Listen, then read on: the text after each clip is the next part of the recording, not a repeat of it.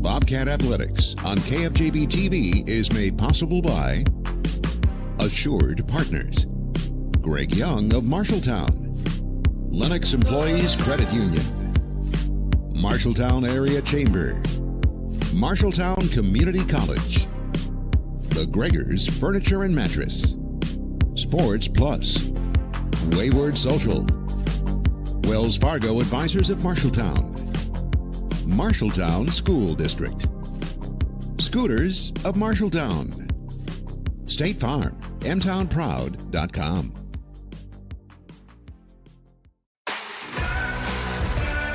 Touchdown, Bobcats, Davis Ragland, pick six.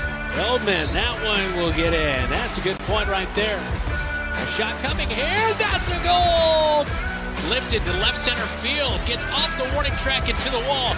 Transition three, boom! Knocks that one down, and it's a goal. What a beautiful play!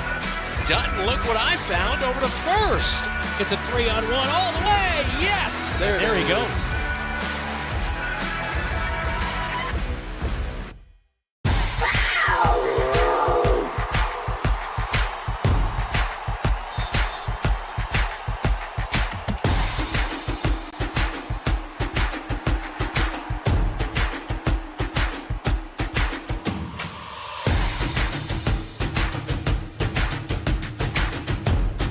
Over the middle of the field, beautiful one-handed catch by Johan Gomez. Moves the chains up near the 30.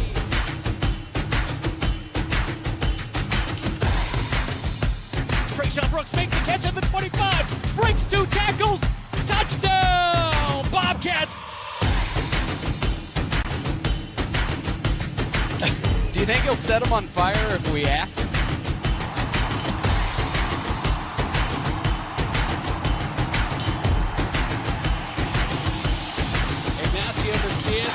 Hi, Mom.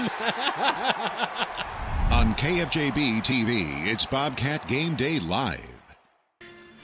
It is homecoming week as the Marshalltown Bobcats host the Waterloo West Wahawks tonight.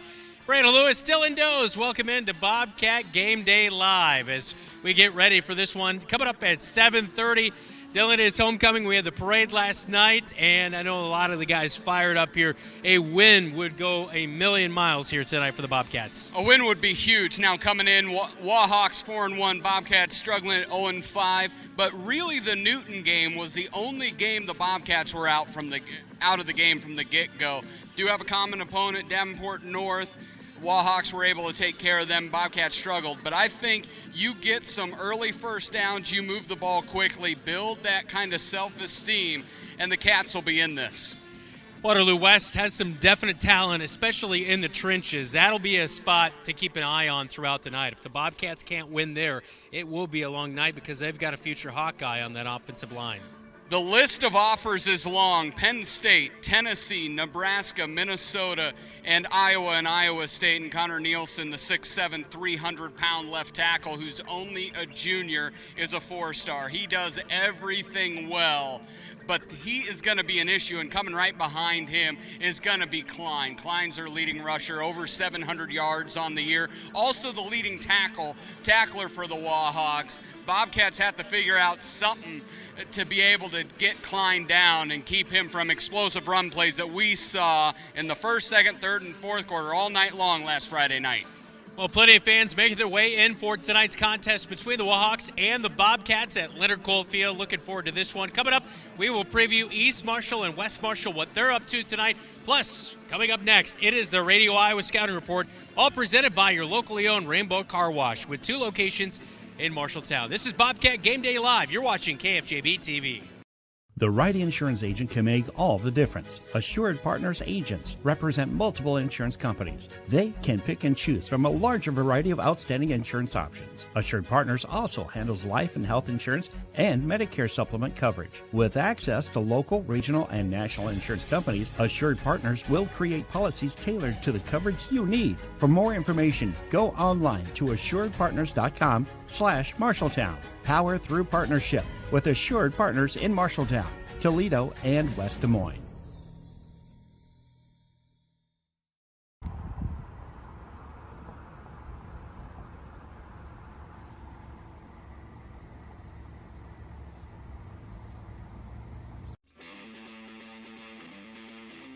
From Radio Iowa Sports, this is the Scouting Report, an in-depth look at this week's prep and college games.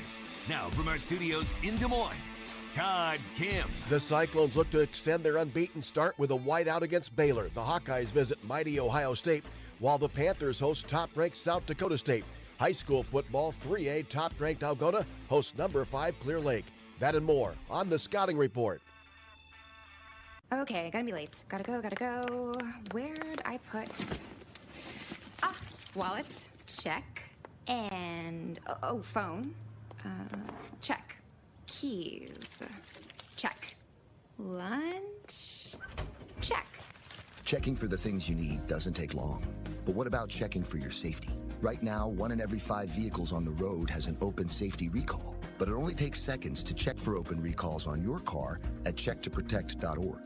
All you need is your vehicle identification number or license plate number. Your automaker may not have the right information to notify you about recalls by mail, especially if you recently moved or drive an older or used car.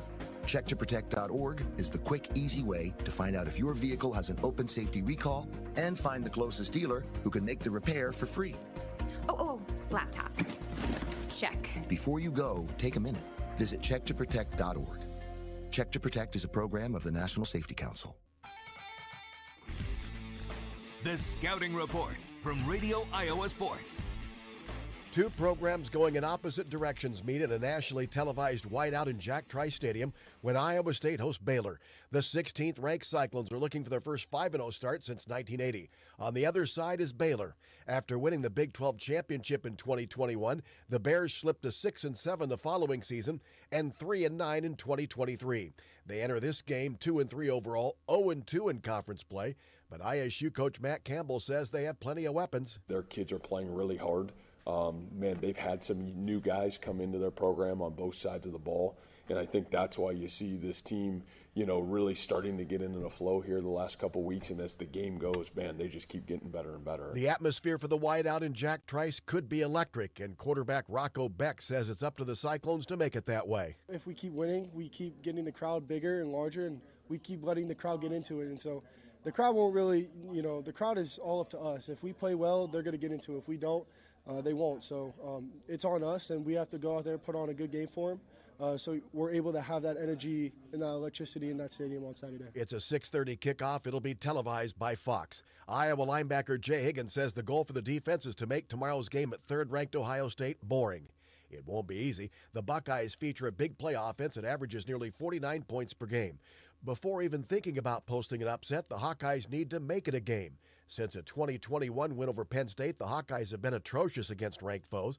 In games last season against Penn State, Michigan, and Tennessee, the Hawkeyes were outscored 92-0, and 2 years ago in Columbus were hammered 54-10.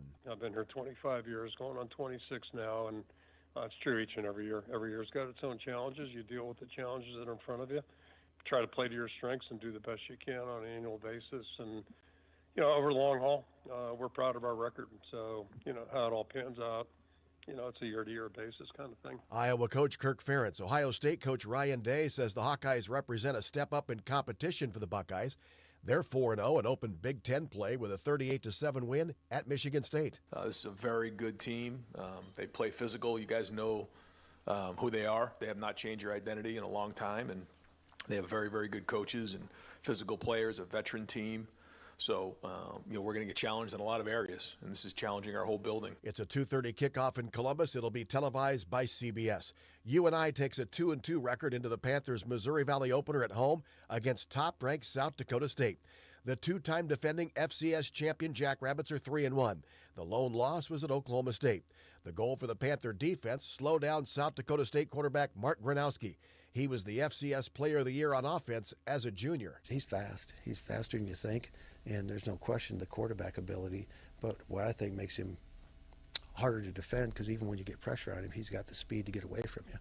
And then he can continue plays and continue drives, and you get 3 more downs with a good football team, you'll pay the price. That's UNI coach Mark Farley. Also tomorrow, Drake is on the road in the PFL to take on Valparaiso. High school football's next on the Scouting Report.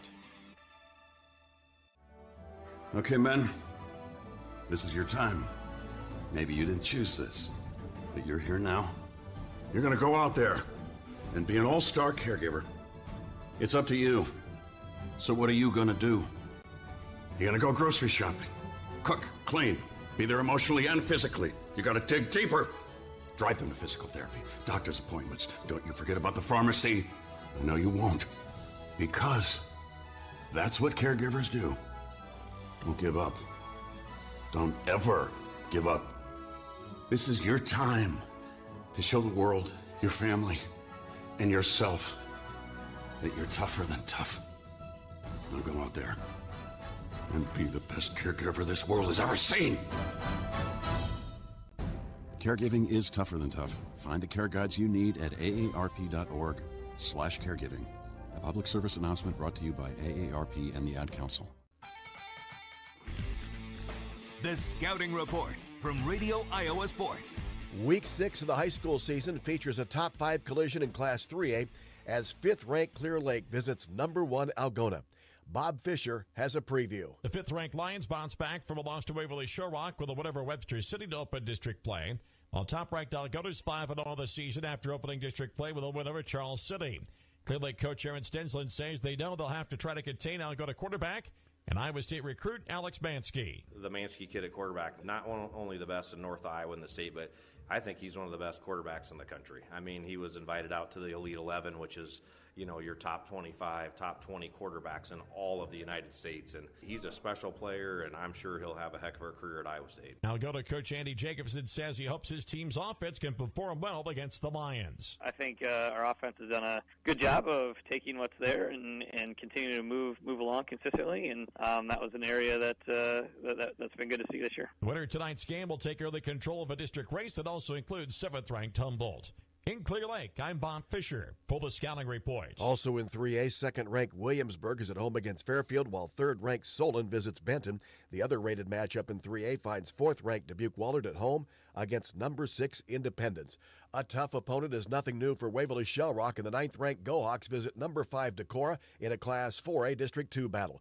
Coach Mark Hubbard's team is 3-2 against a brutal schedule. A year ago, against a similar slate, the Wahawks opened 0-5. And so now here we are a year later, and we've still had a lot of hard ball games, and haven't really felt comfortable in any of them, until the final gun.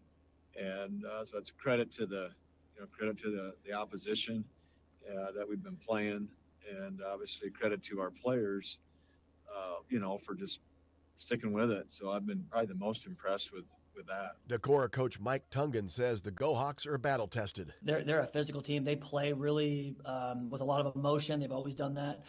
So I've been very impressed with them as a team, and look forward to the challenge because it will be a fun night. That's one of 3 rated matchups in 4A. The others feature 3rd-ranked Pella hosting number 10 Newton, while 6th-ranked North Scott is at home against number 7 Cedar Rapids Xavier.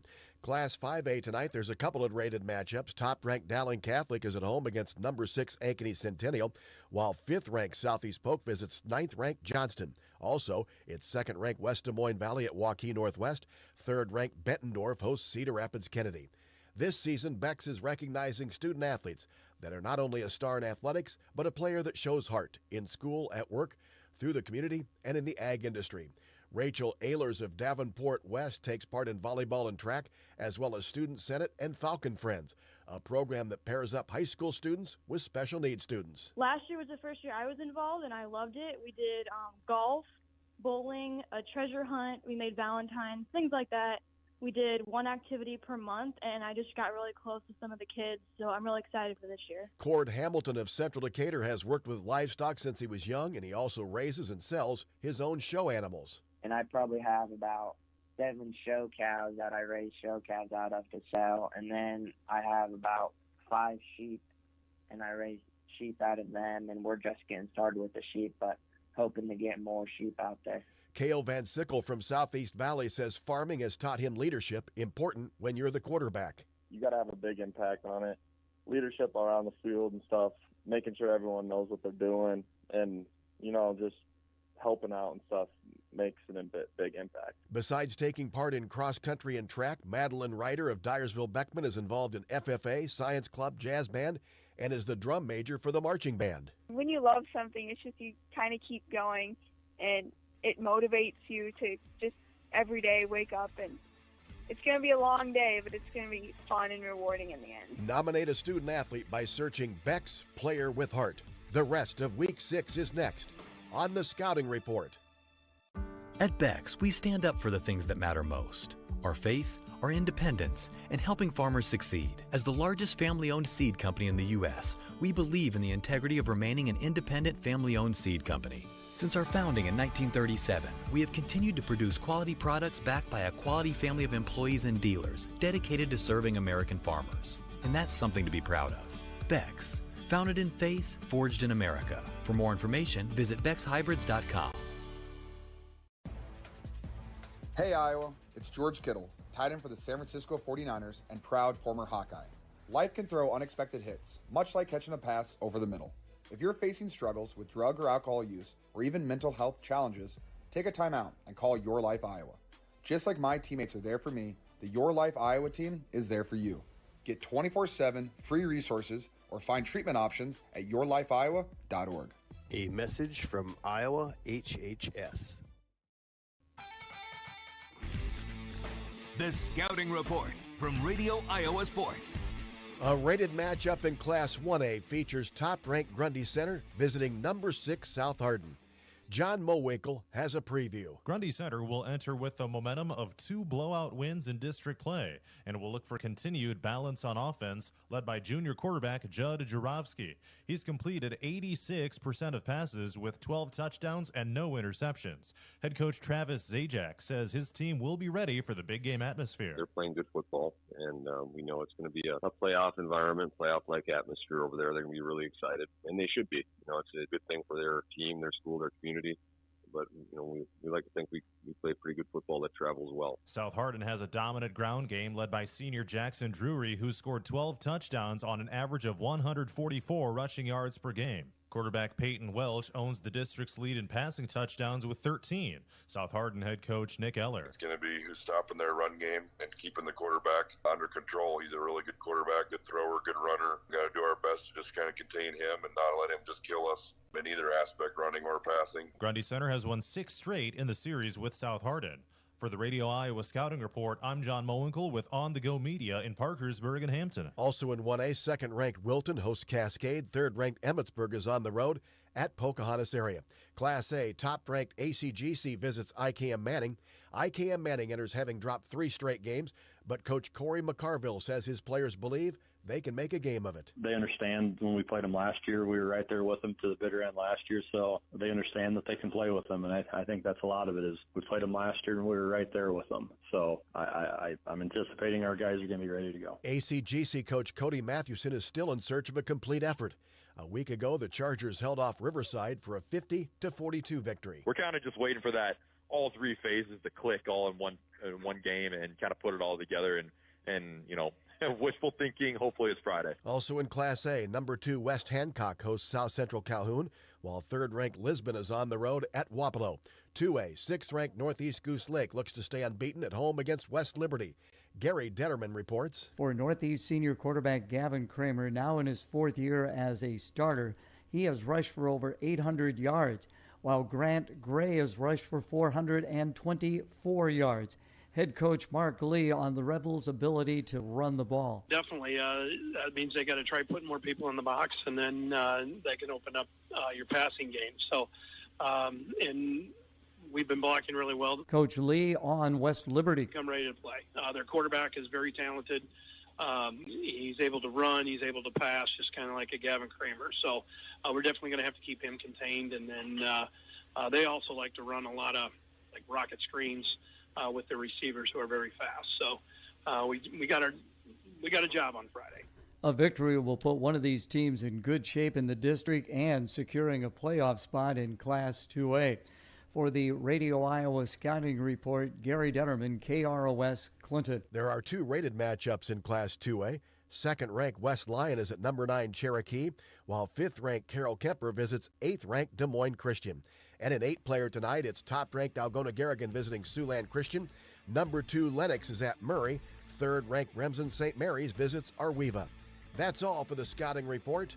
For Radio Iowa Sports, I'm Todd Kim. Rainbow Car Wash has been in town over 40 years. New owners Brett and Kim Canada have been with Rainbow for more than 35 years, focusing on quality, cleanliness, and great customer service. Open 24 hours year-round with 2 convenient locations. Each location has 2 oversized truck bays to accommodate large vehicles. All bays except quarters. And for your convenience, newly installed credit, debit, Apple Pay, and Samsung Pay featuring swipe or tap to pay, powerful vacuums, and a great selection of vending supplies. Follow us on Facebook at Rainbow Car Wash, LLC. Bobcat Athletics on KFJB-TV is sponsored by the Marshalltown School District. Embrace the lead. Scooters of Marshalltown. Amazing people, amazing drinks, amazingly fast. And State Farm. mtownproud.com. Back in on Bobcat Game Day Live on KFJB-TV. Brandon Lewis, Dylan Dose alongside me, taking a look at Waterloo West running back Nate Klein has 739 rushing yards, 3 touchdowns on the season for the Wahawks. You know, we saw Ben Frazier a lot in this game a year ago. He's been bumped up, so running back crew will be interesting to watch tonight for the Wahawks. And it'll look a little bit different. Frazier, a lot more. He can jive, he can go, he can move, he can go side to side. And you look at Klein much more north to south. He runs behind those shoulder pads, got a great line. We've been commenting, you see these Wahawks in person.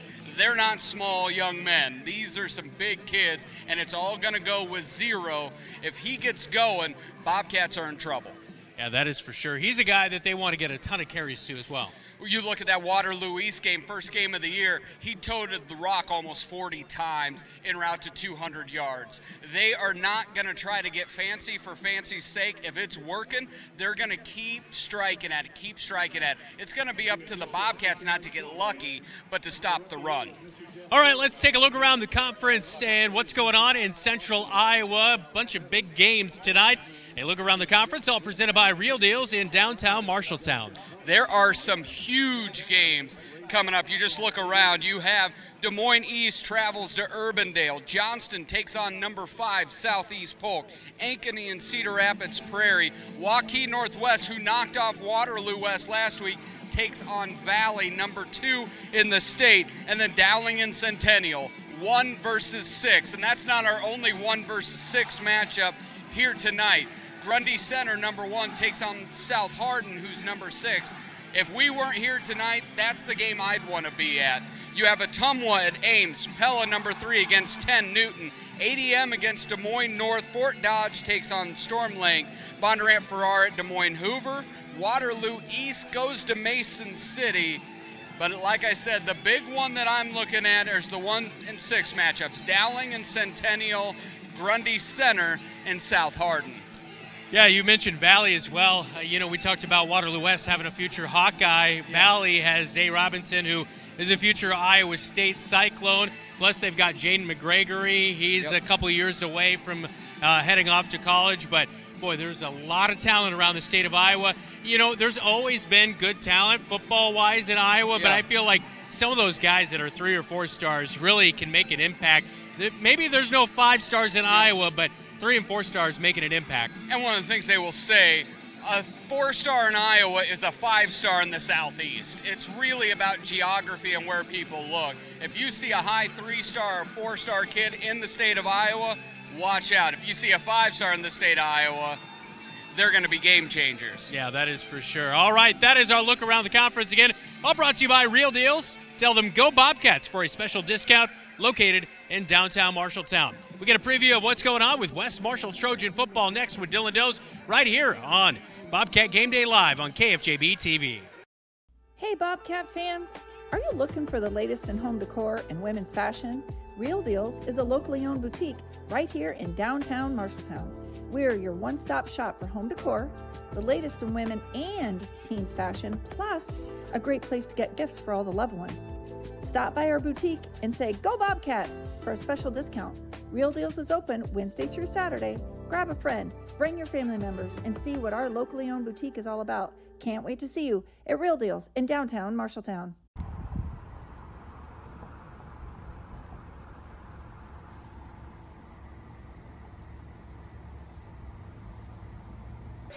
Welcome back in. Now it's time for the West Marshall preview presented by Bailey's Pizza and Roasted Chicken in State Center. Open Friday through Sunday, 4:30 to 8:30. Well, the world has returned to its axis as West Marshall has returned to winning games. The 4-1 Fighting Brookses of West Marshall find themselves a much better team than they were a year ago. West Marshall is really producing a lot of wins, dominating in the ground. And so tonight they come into the game with Iowa Falls Alden as a favorite. Iowa Falls Alden late season, their entire season, really rests on the shoulder and the feet of their dual threat quarterback in Cade Olberding. He has led them in rushing, he has led them in passing, everything goes through him. But if they're going to be able to win tonight, they must slow down the Trojans' rushing attack. And senior linebacker Trevor Bailey has got to win the matchup with Ben Gonzalez. Who wins that matchup wins the game. My guess, West Marshall goes to 5-1. And that has been the West Marshall preview presented by Bailey's Pizza and Roasted Chicken in State Center. Open Friday through Sunday, 4:30 to 8:30. We'll be back with the East Marshall preview. Bailey's Pizza and Roasted Chicken and West Marshall football have long been State Center traditions. And with a year full of changes, it seems like traditions are harder and harder to come by. While where you enjoy it might have changed, Bailey's commitment to delicious pizza and roasted chicken can still be found in every bite. Enjoy the local tradition of Bailey's Pizza and Roasted Chicken, open Friday through Sunday, 4:30 to 8:30 for carry-out only. Bailey's Pizza and Roasted Chicken in State Center, proud sponsors of West Marshall football. On KFJB-TV, it's Bobcat Game Day Live. Welcome back in for the East Marshall preview. East Marshall preview presented by Laurel Diesel Services, your locally owned qualified diesel mechanics. The Mustangs sit at 3-2, and they are gearing up for another grind fest. They have had the hardest of hard of their schedule. 2 weeks ago, number 1 Grundy Center came to town. Last week, number 6 South Hardin, 2 of the best schools in the state. East Marshall had them back-to-back. It doesn't get a whole lot easier here tonight as Hudson, sitting at 4-1, has dominated East Marshall in recent years. East Marshall has to travel up to Hudson area to try to battle the Pirates again. East Marshall has to find consistency both in the run game and in the pass game. We've talked about that all year long, but really when it comes to Hudson, much like Iowa Falls, they've got a dual threat quarterback. You look at the dual threat, it's in Keen Kryl, 700 yards in the air, 500 yards on the ground, 11 touchdowns for the sophomore quarterback. He's been electric. East Marshall, big matchup, tough matchup. Can they move to 4-2, or do the upstart Mustangs fall back to 3-3? Only time will tell. And that's been the East Marshall preview, brought to you by Laurel Diesel Services, your locally owned qualified diesel mechanics. When Mike Overton moved to Laurel, Iowa, he had a vision to have a diesel repair shop that would support his growing family and passion for working on diesel engines. Being part of the East Marshall community means ensuring that farmers, truck drivers, and businesses run smoothly. With a large building and state-of-the-art equipment, Laurel Diesel Services is always up for a challenge. When your farm trucks, semis, or other diesel equipment requires maintenance or the occasional repair, take it to Laurel Diesel Services.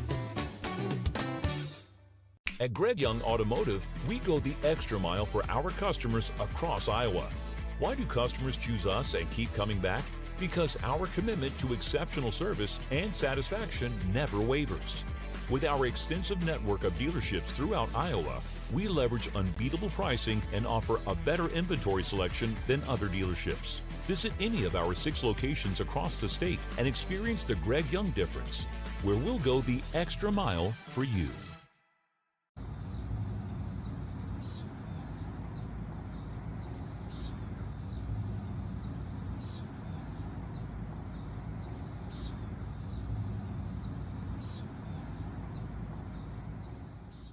You look forward to retirement as your time to relax. But now that it's here, turns out relaxation is overrated and you'd rather get back to work with an idea of your own. Wells Fargo Advisors can help. For more than 125 years, We've created wealth management and investment strategies aimed at achieving our clients' personal financial goals. When retirement plans change course, turn to Wells Fargo Advisors. Together, we'll go far. Wells Fargo Advisors is located at 14 East South Ridge Road in Marshalltown. Call them at 641-752-5401. They're a member SIPC.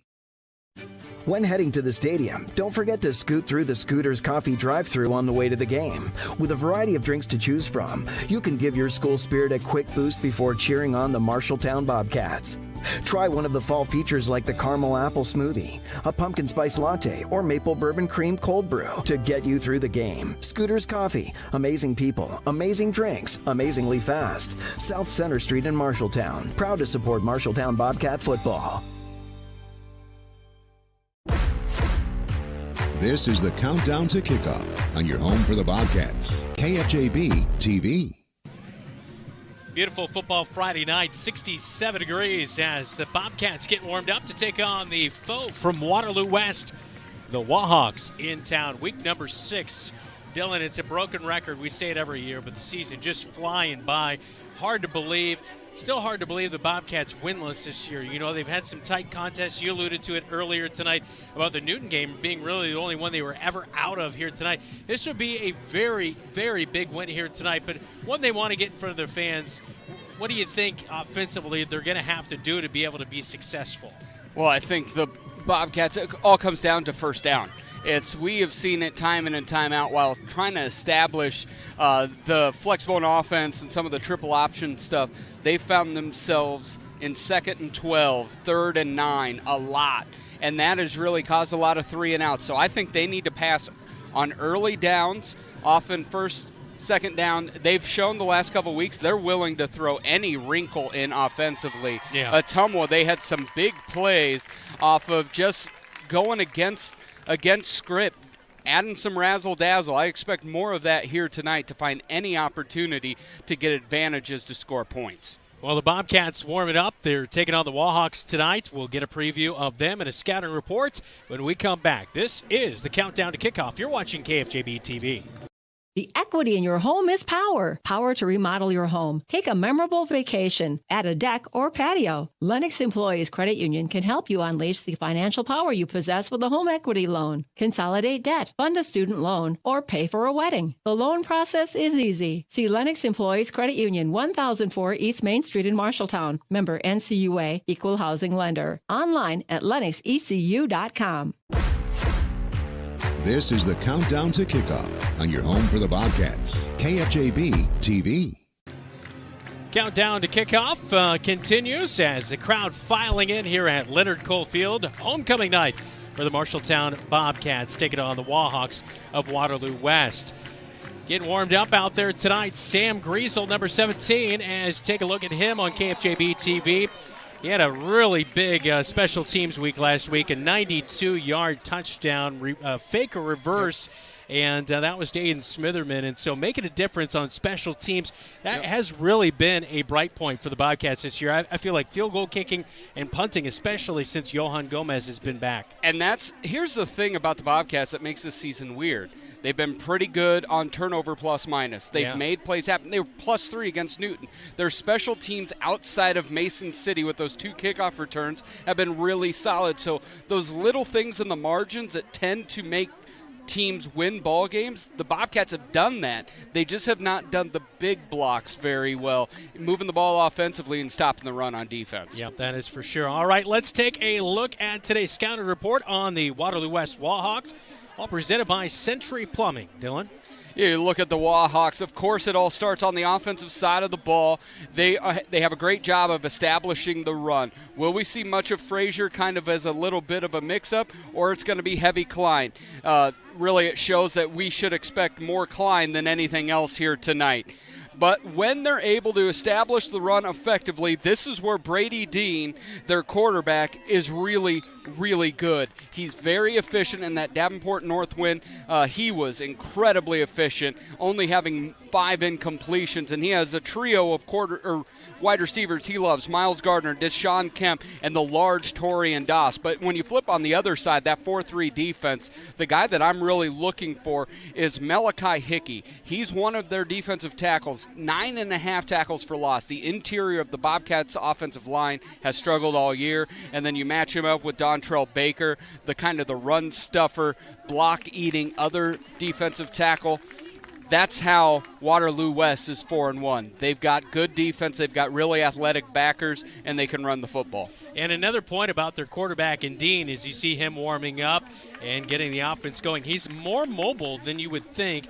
Last year in this game, he had a couple of rushing touchdowns against the Bobcats. And we saw that in Davenport North game as well for the Bobcats. We don't think a very mobile quarterback, but then they just let him run, and that happened with Dean as well. He'll put his feet into the end zone. He's done so, I believe, 3 times this year. He can move a little bit, but yeah, he's just a really efficient guy that is a wonderful complement to a really solid run game. And Ben Frazier, 17, or number 7, warming up right there as well. He's a guy that we weren't sure what his role would be. Only 8 carries, 27 yards this year. After a year ago, he ran for over 700. Yeah, and he was well over 100 yards in this matchup last year. And he was a back. He's one of those guys with the behemoths up front you can't really see too often. Yeah. You know, it didn't seem like you could see where he was until he was past the line of scrimmage, and he really gave the Bobcats some struggles. That is a scouting report on the Waterloo West Wahawks, all presented by Century Plumbing, specializing in service plumbing in Marshalltown. Our Cat Connection and the pregame interview with Adam Goodman coming up right here on News Talk 1230 AM, 93.9 FM, and KFJB-TV. When you need a plumber quickly, try Century Plumbing of Marshalltown. We specialize in service plumbing, not new construction or large remodels, so we get to our customers faster, from clogged drains to water heaters and everything in between. We can help with a guaranteed appointment and quality, efficient service. I'm Sarah, co-owner of Century Plumbing, and I'd love to book your appointment today. Call 641-750-0108. That's 641-750-0108.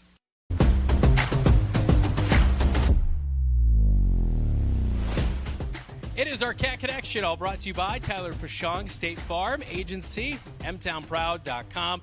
We're here with Muhammad Unga Pramada, and you were telling me that your middle name is Unga. That's kind of what your nickname, what you go by, and you're from Indonesia. So tell me a little bit about your family story coming over here to America.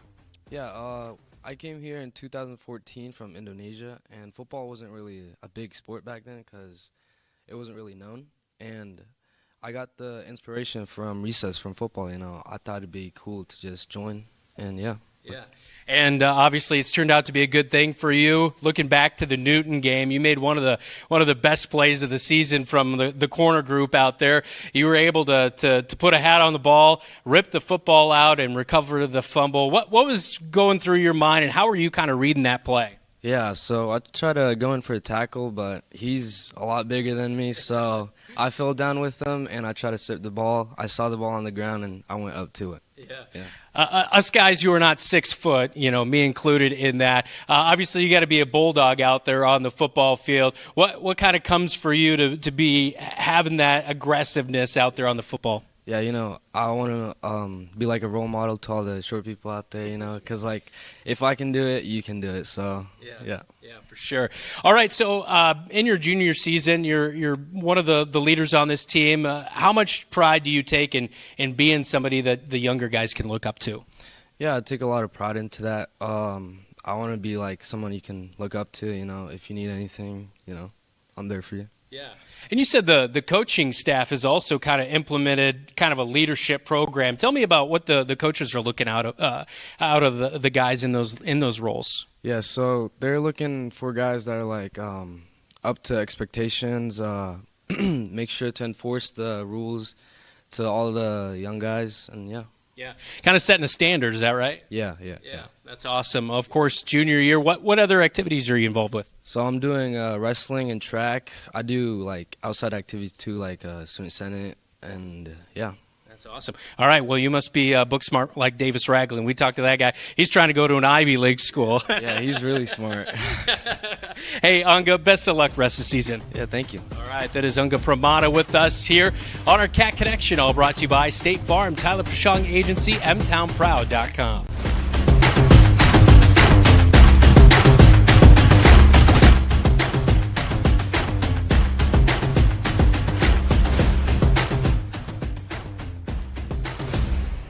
At Tyler Pashong State Farm, we are M-Town proud. For us, M-Town Proud is about having absolute pride in the place that we live and work.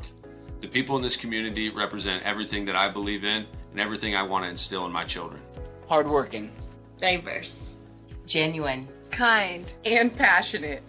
A blue-collar town that has shown countless times we can depend on each other. We'd love to talk to you about what makes you M-Town proud.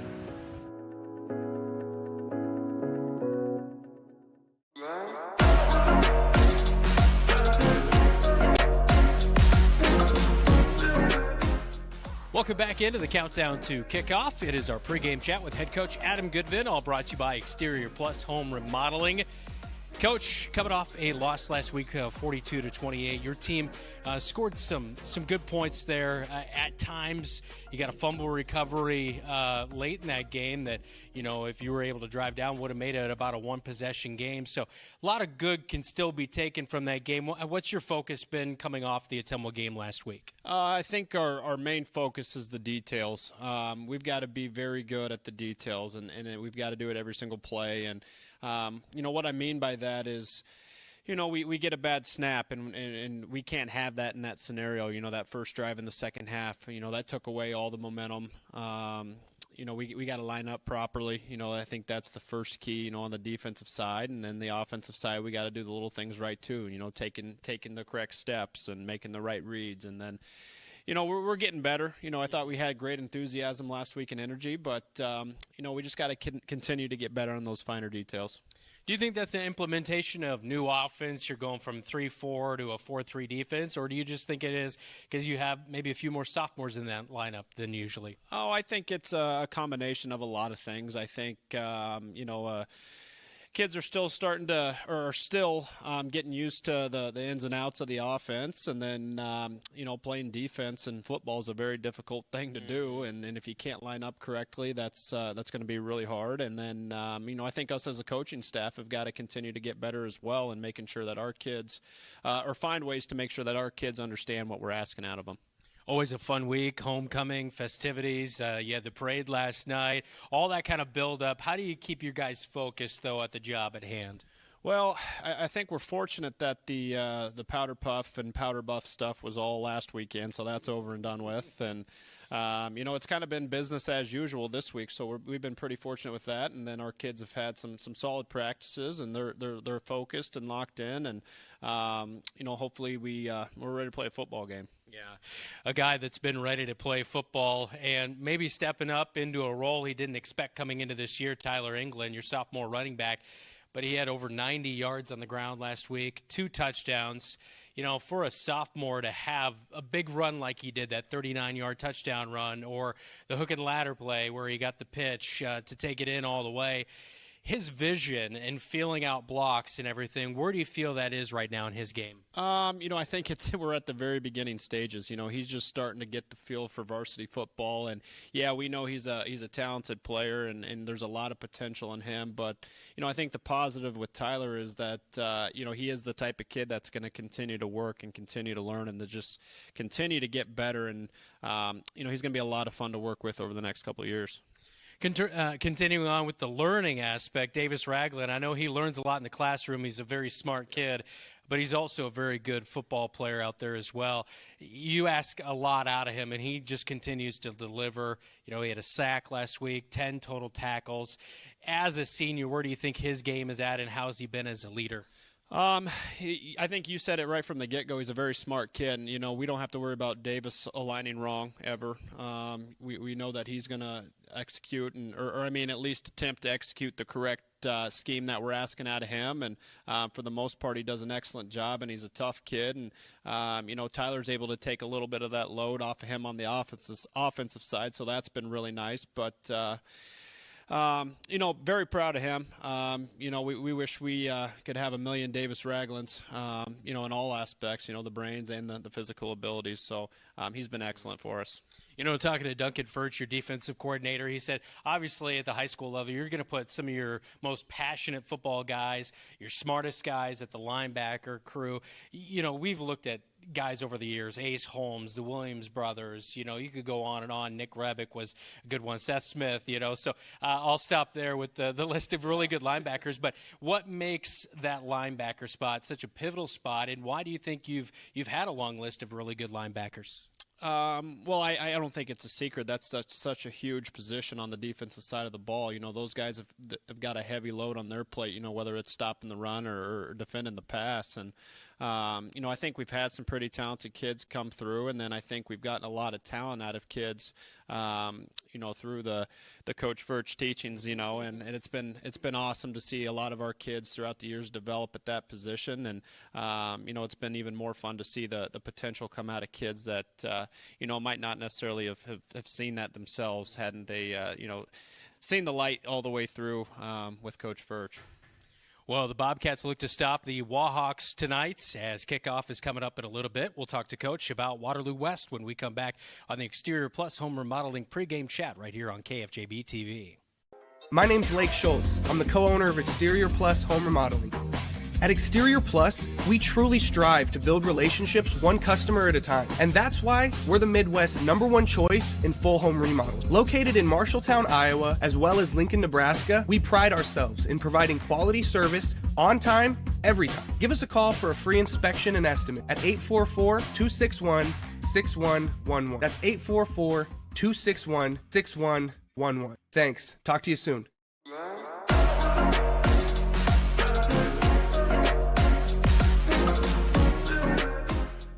Back in on the countdown to kickoff right here on KFJB-TV. Now joined by head coach Adam Goodvin tonight. Coach, it is week number 6 already. You take on the Waterloo West Wahawks. This was a game a year ago. It was pretty tight, 7-3 at halftime, but it was a second half for the Wahawks where they were able to get a few big plays. They had a big passing touchdown in that second half. So you kind of look at that game. They have a lot of returning players, it seems like, especially their quarterback coming back into this one, but obviously running backs, a few wide receivers. So is this kind of a team that you are a little bit more prepared for, just knowing some of the guys that they do have coming back? Yeah, like you said, they're a veteran team. They got a lot of returning starters back and a lot of guys that have played a lot of football together. And the other thing about Waterloo West is they don't change a whole lot of their scheme from year to year and game to game. So we feel like we've got a pretty good game plan going in, and it's just going to come down to executing it. Their quarterback, Brady Dean, a little bit of a rough week last week. Waukee Northwest will make you do it, but they did put up some points, unlike they did a year ago. They were shut out by the Wolves. And so coming into this one, I was watching the game from last year, and it kind of surprises me. Brady Dean, a little bit more mobile than you think. He had a couple rushing touchdowns. He had a passing one. I know he ran the ball a little bit last week. He's not over 100 yards on the season, but he's mobile enough. So how do you look to contain him? Yeah, he's got the ability, like you said. I think it's clear that he wants to get rid of the ball first and foremost. But, if he's in a position where he needs to run the football, he's capable. So we're going to bring a lot of guys from a bunch of different angles, with that defensive line and our backers. And, we got to keep applying pressure and continue to do that all night long. How do you I'm sure getting that pressure is key to limit the big plays on the ground and the air, right? Yeah, absolutely. Yeah, they've got a couple talented running backs. I know, obviously, the Frazier kid that we saw a year ago is, I'm assuming, has been kind of beat up throughout the first few games of this season. But we know the talent that he has. And then, they moved their free safety from a year ago, the Klein kid, back to running back, and he's just having a ton of success. So it's going to be a pretty good challenge for us. At the line of scrimmage, always key each and every week. They've got some big boys up front on the offense and defensive side. How do you get success here tonight on the line of scrimmage on both sides of the ball? We got to be aggressive. Like you said, that offensive line is huge. That left side, I think the left tackle's the junior kid that's going to go play football for the Hawkeyes here in a couple years. And then, the left guard's a big boy too. But I think we can utilize some of our speed, but our guys have got to come. If their number's called to blitz, whether they're coming off the edge or stunting in the B or C gaps, they got to come hard, and hopefully those guys are not quick enough, but we'll see. Your team averaging 3.5 yards per carry on the ground. How do you be successful in the running game tonight? We got to finish plays. We talked a lot this week about being 6-second players versus 2-second players, and a lot of our practice structure this season has been reps. But we talked as a staff this last weekend and really put an emphasis this week on finishing plays. If we don't get 100 reps in or whatever our number is, that's fine as long as we're going to the whistle and we're finishing plays. Good luck tonight. I appreciate it. All right, that is head coach Adam Goodvin with our Exterior Plus Home Remodeling pregame chat. When we come back, we'll get the starting lineups for the Wahawks and the Bobcats right here on KFJB-TV.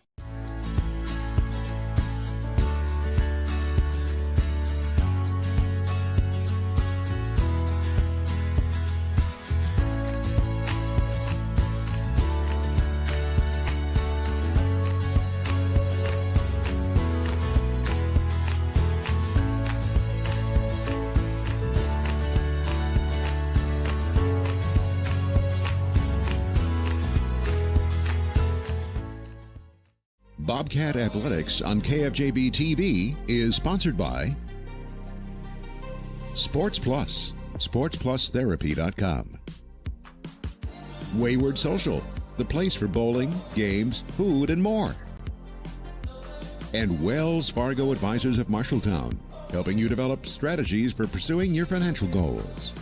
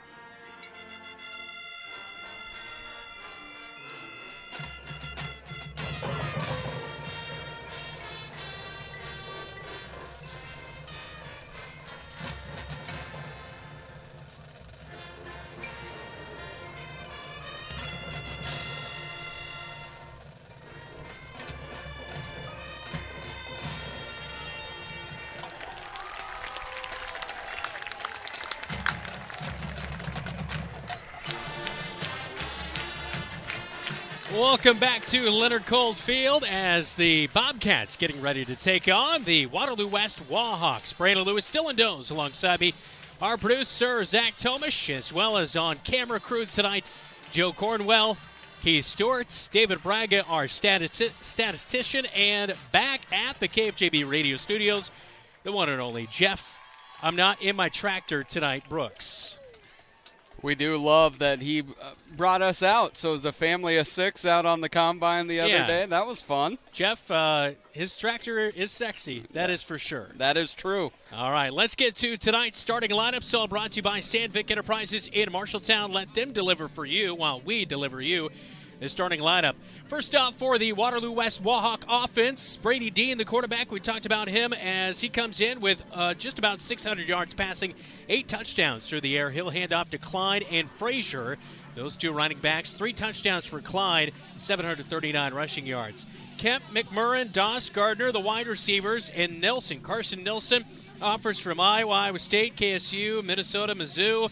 As a 4-star Iowa commit in the 2026 class, he'll be alongside Kim St. Jean, Matt Thomas, Nathan Thomas, and Kane Vaughn on the offensive line. On the defensive side of things for Waterloo West, it's Satterley, Hickey, Baker, Knight on the defensive line. They know how to get after it. McMurrin, Doss, Gardner at linebacker, Klein and Kemp at corner, Moeller and Jones are at safety. Jones an interception on the season. For the Bobcat offense here tonight, looks like this, as it will be Jacob Hayes at quarterback as he'll hand off to Tyler England. 94 yards, 2 touchdowns on the ground last week. Zay Moore, Kyle Smith at wide receiver, Aiden Smitherman, Sam Griesel in the slot, Lincoln Barker at tight end, Verdinez, Hinkle, Reed, Schaefer, Hancock on the offensive line. On the defensive side of things, Lincoln Barker, 1.5 sacks in this game a year ago against Waterloo West. Hinkle and Gomez on the line as well. It's Jamison Niehaus, Davis Ragland, J.J. Schoenfelder, Tyler England at linebacker, Unga Pramada, who we talked with in our Cat Connection,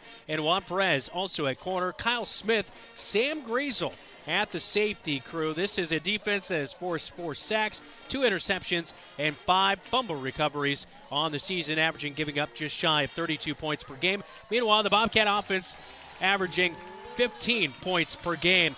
Bobcats taking the field. Kickoff, homecoming. The Wahawks and the Bobcats next on KFJB-TV. Life can take unexpected turns. Maybe you started college, but life got in the way. At Marshalltown Community College, we understand. It's never too late to chase your dreams. Come back to where your journey began. Rediscover your passion for learning and let us help you achieve your goals. Schedule a visit today at MarshalltownCommunityCollege.com. Marshalltown Community College, a step in the right direction.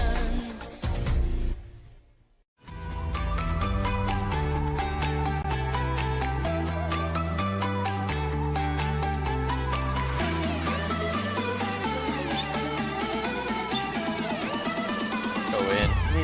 That's unlucky. We're gonna have to get creative. Might be in that valley of sin. That sounds about where I would be at. Yeah.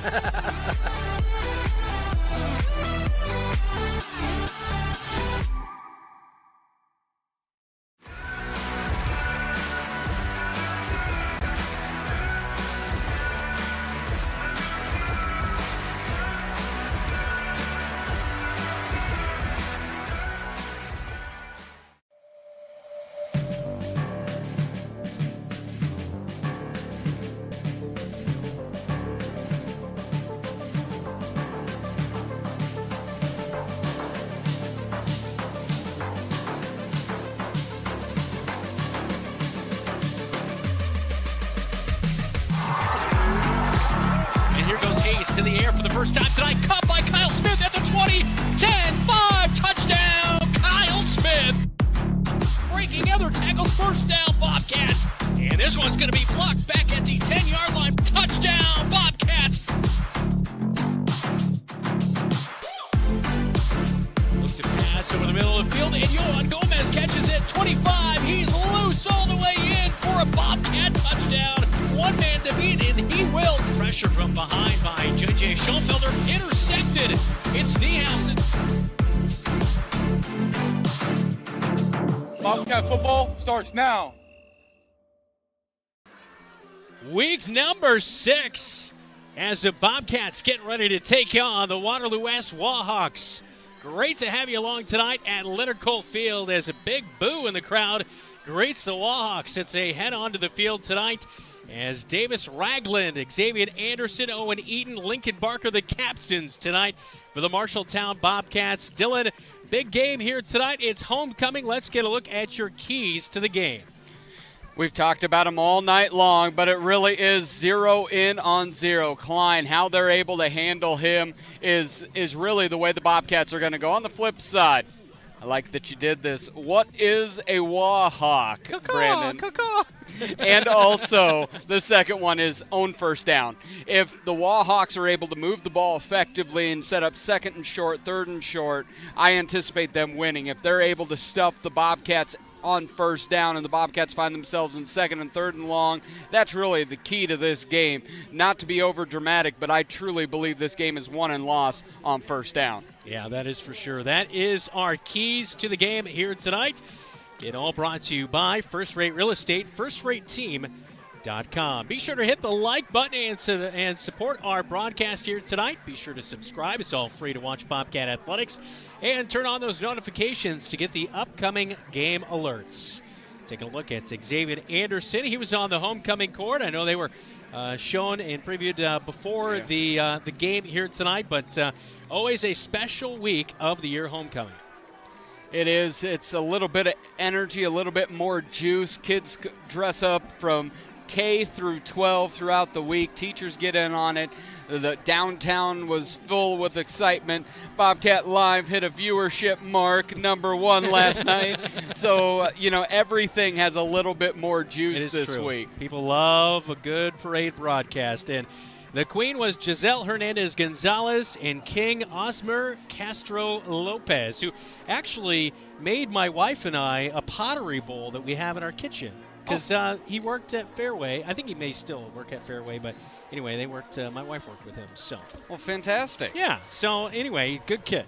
And you add, this is maybe the most beautiful October broadcast night we've ever had. Top it is 5. Gorgeous.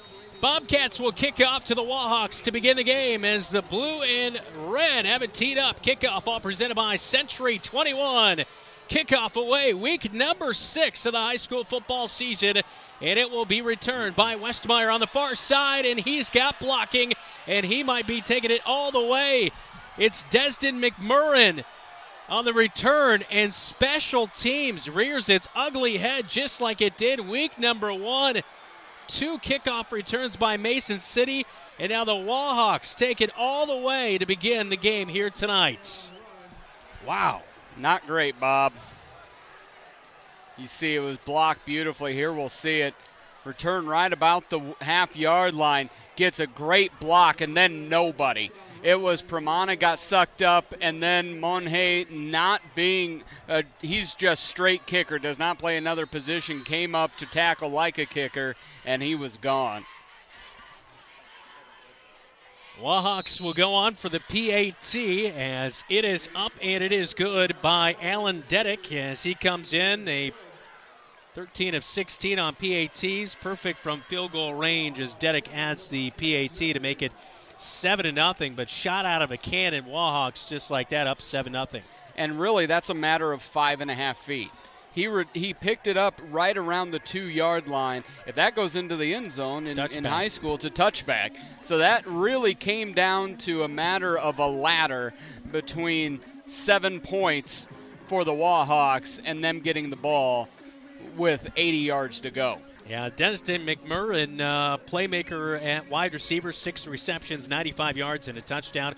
He had 3 touchdowns last year for this Waterloo West squad. So just like that, Dylan, my quick math tells me that was only 13 seconds into the game, and it's 7-0. If you wanted to write up on the whiteboard the best version of 13 seconds, the Wahawks got it. If you want to write up the worst version, Bobcats got it. So we'll do it all over again. And the kickoff again, like it was just 13 seconds ago, all presented by the Poly Real Estate Team, Century 21. Back to return for the Bobcats, Sam Griesel. A kickoff return for a touchdown a week ago against the Atelmo Bulldogs, 92-yarder. He faked it on a reverse to Aiden Smitherman, who stands to his left at the 5-yard line. Ball is teed up for the kickoff. As Dedick on the season, 18 kickoffs, no touchbacks. Wahawks, maroon pants, white tops, maroon numbers. And they will kick away to the Bobcats in their red tops here tonight at Leonard Cole Field. They reverse it. Smitherman gets it. He's going to be pushed up out of bounds near the 25-yard line, as around the 15 is where they reverse that with Griesel and Smitherman. So decent starting field position for the Marshalltown Bobcats on their first drive of the game, down 7-0. You look at this coming out here, I want to key in on number 50 and 99 for the Wahawks. Those are the 2 tackles that we had talked about. It's actually looking like 50 may play on the outside. They are just incredibly disruptive on that line. So that comes down to Max Reed looking to be back in that center position. He's kind of switched on and off, actually playing guard there. He's going to have to win his blocks. England will be the back as Hayes is underneath center. Ball on the far side hash. Hand off to England on first down. And he is met at the line of scrimmage, breaking through a couple of tackles, keeps those legs going. And that's going to be a tough 2-yard run right there for England. And that's what the sophomore can showcase for you. A couple of rushing touchdowns a week ago, specifically the 39-yard rushing touchdown. He was kind of bottled up and then, boom, shot out of a cannon. And 39 yards later, he was in for his first rushing touchdown of the season. But that's right there, that 2-yard gain. Yep. That shows you what we may see out of him come his junior and senior seasons when, you know, he continues to grow and get better with vision and all that kind of thing. Yeah, really strong runner, but with great breakaway speed. Hand off again. No, a pitch out to the far side as Smitherman gets the pitch from his quarterback in Hayes. And that's not going to do a whole lot there on the far side, as actually it was Gorsuch who was the man who came around the edge, maybe a pickup of nearly 2 yards. It's going to be a long third down situation, and Dylan, it seems like every week you preach Bobcats can't be in these 3rd and 6 down in distance. Yeah, this is, I'm going to be a little bit glass half full.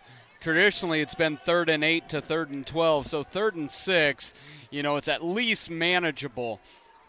Bobcats with 2 wide receivers split out. Kyle Smith to the near side. A keeper and a pitch out to the near side. It is going to be, who was that? Smitherman? It was Smitherman. He's slung down. Ball came out late. Zane Moore covered it up. I think he was down once the ball came out after he was already down, but it is going to be a first down run up to the 43-yard line as we look at the replay on KFJB-TV.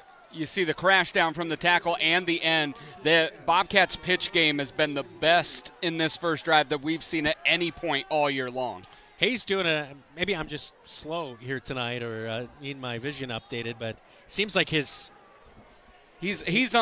in rhythm. Play fakes are a little bit better here Everything's tonight. in rhythm so far. All right, first drive for the Bobcats. Handoff to England. Up the gut he goes off of right guard. Wahawks say there's a fumble. Officials point, fumble, turnover, Bobcats. Fumble by England. Miles Gardner picks up his first fumble recovery of the season. Worst case scenario, again, strikes its ugly head. Bobcats have been pretty good with turnovers. They were moving the football effectively on the ground, and now they've turned it over, and the Wahawks' first offensive possession will start in Bobcat territory. Couldn't get quite the clean look right there on exactly what happened, but the ball came out when he was still not down, and so that will be a turnover. The fumble, and at the 46-yard line, ball resting near the middle of the field. Pistol formation for the Wahawk offense. Dean looking to the sideline as he went to the count, and then looks to the sideline to his head coach, in Lonnie Moore. He's got the running back in Klein. He will get the handoff, and he's met in the backfield before he can even hardly get back to the line of scrimmage. And it's Jamison Niehaus, who had a nice game last week on the defensive side of things. He had 6 total tackles and a fumble recovery against Ottumwa. Yeah, he came off. He was set up almost out in the slot there and brought it. Bobcats back to the 3-4 the way they started this year, so look for them to bring a different backer at different points from all over the place. That's some of the freedom that 3-4 gives you, is that fourth person. You're not quite sure where he's coming from. First time we're seeing the Wahawk offense here tonight after they opened up a game with a kick return for a touchdown, and a pass is going to be broken up as Deshaun Kemp is the intended target from his quarterback and Brady Dean. Coverage was all over him, including Ragland, as well as out there Juan Pablo Perez. And that was a spectacular defense. It was not a good ball out of his hands. It looked kind of like a wounded duck, and he threw that thing. He's lucky that's just incomplete. It was tip drill back there, but no Bobcats to pick it up. So the first down run was a loss of 1, and now it's third down after the incompletion. 3rd and 11. Ball in the near side hash as Dean will drop back to pass. Quick wide receiver screen on the far side. It's going to be short of a first down. Jamison Niehaus on the tackle as the ball brought in by Deshaun Kemp as he picks up his 15th reception of the season, coming in 14 receptions, 143 yards, and a touchdown on the season. And the Wahawks on 4th down and 2 look like they're going to go for it with the ball resting in the middle of the field at the 38-yard line in Bobcat territory. Pressure off the edge. Bobcats showing it. Yeah, they were going to bring 2 backers off that top side. So Dean surveys. Play clock is down to 5 seconds. Dean still in the pistol. Hard count. He'll hand it off to Klein. Right up the gut he'll go, and he dives forward for a first down. He needed 2. He got about 2.5 yards, just shy of the 35-yard line. Kyle Smith was saying the ball was out in a fumble, but officials say he was down. So first down chain mover right there, but Bobcats obviously defensively had a nice start to that one right there, almost getting out of it right there unscathed. And one thing we're seeing defensively, they are able to get some penetration there. Just could not make the tackle in the backfield. Dean out of the pistol. Klein stands pretty tight to him, about a yard behind. He'll get the handoff, go off left guard, dives ahead, And he's going to be brought down after a 3-yard gain off the left side of that offensive line as Carson Nilsson, the Iowa commit, just landed on a Bobcat down there after the play, letting it know that he is here for business. Well, the worst thing, if I'm a Bobcat, it was St. John in the pulling guard there. He right now is just an absolute huge man out there. Trips to the far side of the formation in the pistol. Dean calls for it. He'll hand off to Klein again. Breaks a initial tackle by J.J. Schoenfelder. Schoenfelder is there along with a whole host of Bobcats to drive him back after a short gain, nearly a 3-yard pickup to force a short 3rd down and 2. This is the best tackling we've seen from the Bobcats in a while. And going back to the pulling number 74, he is 6'7", 300 in left tackle, left guard, 6'4", 350. Kim St. Jean. That's a good name. It's a great name. Pistol formation for the Wahawks on 3rd down. It's short, and the Bobcats jump offside as Johan Gomez bit on the hard count, and that'll be a 5-yard penalty and a free 1st down for the Wahawks. And that's tough.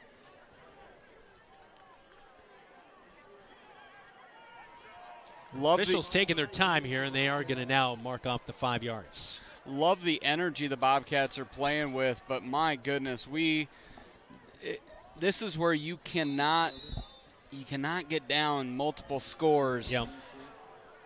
6.5 minutes to go, first quarter, 7-0. Wahawks on top. Quick pass out to the near side. It's going to be caught by Bennett. Bennett will slip an initial tackle, but Juan Pablo Perez and Kyle Smith help to bring him down inside the 15-yard line. And it looks like it's going to be a pickup of 9 yards on 1st down to bring up 2nd and 1. Ball on the near side hash as they get into the Bobcat red zone. And as Desden McMurrin comes off, he scored on that kickoff return. He absolutely pancake blocked Kyle Smith out there to help get a couple extra yards for the Wahawks. Dean checks his wristband. He's in the pistol formation with 3 wide receivers split out. Hand off to Klein. Off of right guard he'll go as he puts a stiff arm out, and he'll dive down to the 10. He'll pick up a 1st down. It's a 5-yard pickup as Johan Gomez is in there to make the tackle. Bobcats have to bow up here. It's now first and goal.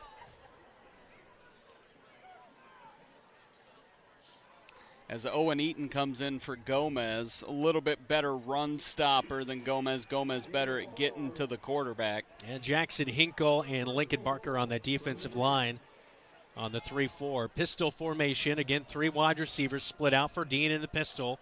Klein is the back. He'll get the handoff, go off right guard, and he's going to be brought down by an ankle tackle by Davis Ragland, and it gets him all the way down to the 5-yard line. So 2nd and goal at the 5, a 5-yard pickup again by Klein, and he is a big bruising running back who we saw Ben Frazier a lot last year, but Nathan Klein, he can pack a punch down there, number 0. Yes, he can. And one thing it's interesting with the Wahawks, they run off the right side a lot. I'm anticipating, they'll pull the left guard over, but I wouldn't be surprised to see a bit of a counter play or a misdirection to that left side. Klein will get his 7th carry of the night as he spins off of a tackle, picks up 1 yard. Jackson Hinkle had his helmet knocked off, I believe, and he was yelling about something after the play. Klein brought down, so to bring up 3rd down and 4, Hinkle will come off, and he's going to be replaced by Jonathan Schaefer on the defensive line. No flags flying there, but there was definitely something going on down there on that defense and offensive line. Bobcats have brought in an extra defensive lineman now sitting in that 4-4. They're in a 4-4-3 here at the 5-yard line. Kemp and McMurrin split out to the near side of the formation. Ball on the near side hash as we are nearing 4 minutes to go in this first quarter. Wahawks on top, 7-0. Dean calls for it, puts a man in motion. Handoff, Klein. Klein dives for the end zone on 3rd and goal from the 5. Diving in, and it's going to put the Wahawks up now 13-0 as Klein punches in his 4th rushing touchdown of the season. You look That's at good old-fashioned football right there, Dylan. It was a wide open hole. You don't always have to get 40 yards a play, but if you can get 4 or 5 yards every play, it's going to end in points. At the replay there with Klein on the run. PAT by Alan Deddick. He's on. Dean to hold. And it's up, and it is good. And it is 14-0. Wahawks leading the Bobcats. 4:01 first quarter on KFJB-TV. McGregor's Furniture and Mattress is your local furniture store in Marshalltown, and they are proud to support Marshalltown Bobcat Athletics. If you want to kick off football season in a new recliner, pass the bread at a beautiful new dining set, or lay up on a luxurious sectional sofa, McGregor's is the right play. Score the mattress of your dreams with an assist from their friendly and knowledgeable staff. You'll be the household MVP when you bring home the winning selections at McGregor's Furniture and Mattress, downtown Marshalltown. Open 7 days a week.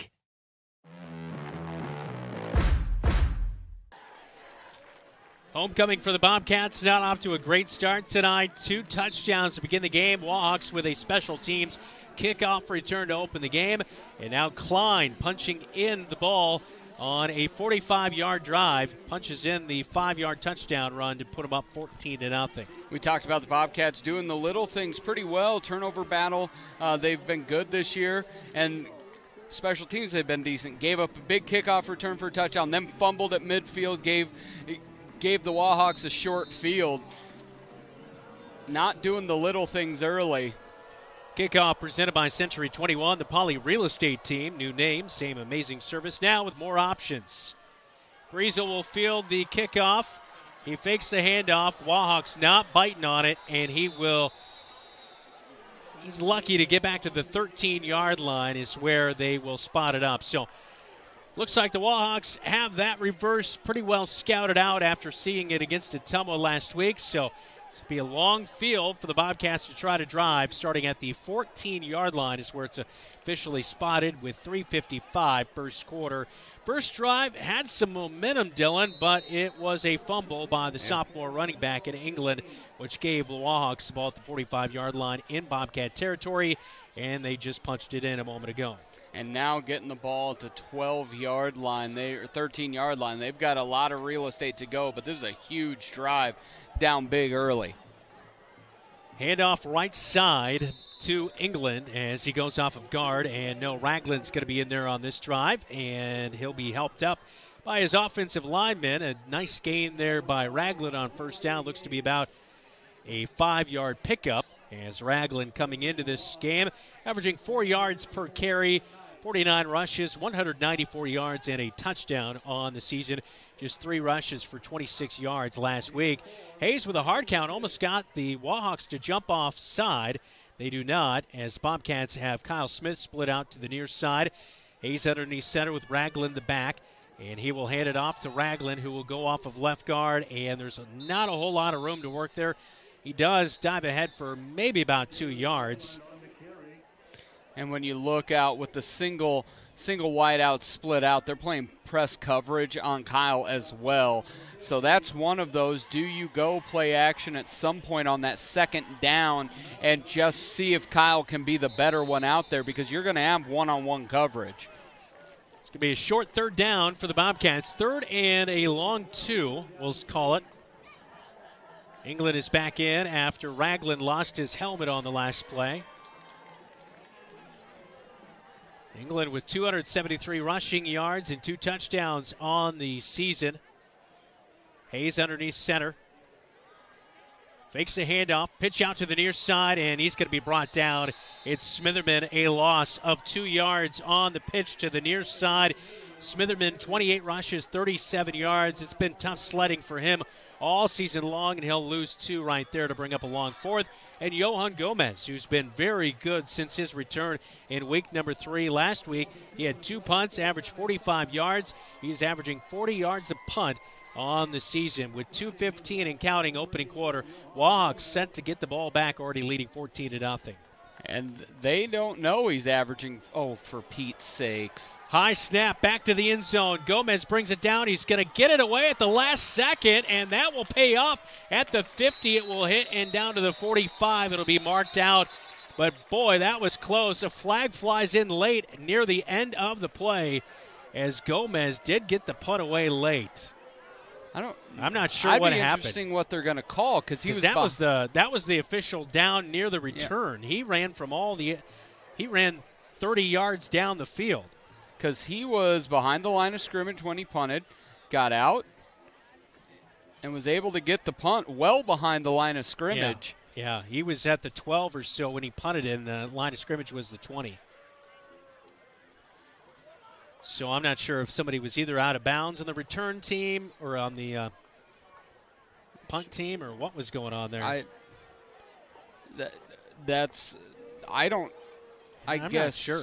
We'll have to see. Officials, all four of them getting together right now. Bobcats are setting up on defense, potentially. Targeting. Oh. Looks like helmet targeting potentially the call. So is it post kick, or is it during the play? If it's during the play, it's first down for the Bobcats. And it looks like that's going to be what it is, because they're talking to head coach Adam Goodvin. They'd be talking to the other sideline if that was the case, as Lonnie Moore is the head coach for the Waterloo West Wahawks. Penalties on number 77, Carson Nielsen, it looks like, potentially, as we're getting word from Keith Stewart down there on the sideline. So it's against the Bobcats? I thought they ruled it on Wahawks. They said the Wahawks. My guess is they're calling it on that block, and I do not All right, so some sort of it looked like he gave the helmet-to-helmet contact there for a second. But my guess is the blindside block, and I didn't think it was a blindside block. I thought that was a clean block by Griesel. He had turned and taken an additional step. Much better snap this time as it's back to Johan Gomez. He loads up, puts one into the night sky over midfield, caught back at the 46-yard line, and out to the near side. The return by Torian Doss. That is a huge play for the Bobcats. Is punting out of his own end zone was Johan Gomez. So after the penalty, Bobcats will take it right there as good punt by Gomez. Yeah, you look at that at about 43 in the air. No more than that, probably a 45, 46 in the air. But you look at that, and it doesn't count, but that punt he made the time before is one of the best punt sequences I've ever seen by a punter after something terrible happened. Yeah. So the Wahawks will go to work as they are on the Bobcat 47-yard line. Pistol formation for Dean. We see Frazier in there, a running back for the first time tonight. He'll take it off of right guard. He finds a seam. He's going to sprint down to the 35-yard line. Ball comes out late. Officials saying that he was down, and it will be a first down carry of 12 yards for Frazier. Late recovery for the Bobcats. They do bring it in. Was that Lincoln Barker on the recovery? I believe it was. That's who's getting the celebratory slaps. We talked about that last night during the parade. We talked about it in pregame. Frazier has put the ball on the ground against the Bobcats. Great hit. Schaefer, it looks like, was the man who was there holding on to him and kind of standing him up, and the Bobcats get in the recovery. And it looked like Juan Pablo Perez came in and submarined him on that play, so the combo is Shaver and Perez. So the senior and Barker with the recovery, and the Bobcats go back to work offensively at the 39-yard line. Ragland's is back at tailback. Ball comes out, and it looks like he might have fumbled, and it is. It's going to be a fumble right back to the Wahawks on the very next play. Second fumble of the night for the Bobcat offense. The Wahawks are standing up the ball runners and going and just stripping the football. Look at him here. You get him stood up and actually it looks he spun down. Davis just didn't hang on to the football. Bobcat running backs have to be stronger with the football. 2 turnovers, 1 kickoff return for a touchdown, and we've still got 93 seconds left to go in the first quarter. Wow. Oh, that thing was way out there. That was not in his up tight in his chest whatsoever. Malachi Hickey was the man to recover the ball for the Wahawks. Well, here we go again at the 32-yard line. Dean will hand off to Frazier, who just fumbled it away to the Bobcats. And Dean hopping over a couple of Bobcats, and he'll dive for nearly first down yardage. It's a pickup of 9. Last week we struggled with the quick back. And tonight, Frazier did fumble on that first carry, but beyond that, he has gotten some chunk yards early.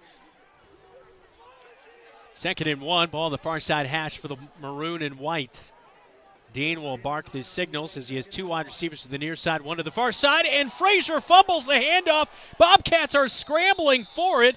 Officials will have to get it in there as see who comes up with this one at the bottom of the pile, and they say the Wahawks have recovered their own fumble.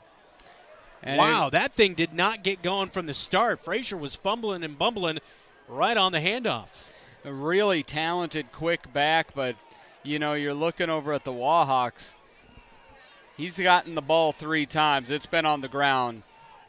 And sometimes on that one is that on Dean, as a quarterback, you've got to make sure right that thing, you've got to make sure it's there. Frazier will stay in the game at running back. 1st and 10 now at the 22-yard line for the Wahawks. Bobcats jump offside. Schaefer, the big boy in the middle of the defensive line, John Schaefer, 5.5 total tackles and a sack on the season, will make contact. That'll be a 5-yard penalty, and it will be 1st and 5.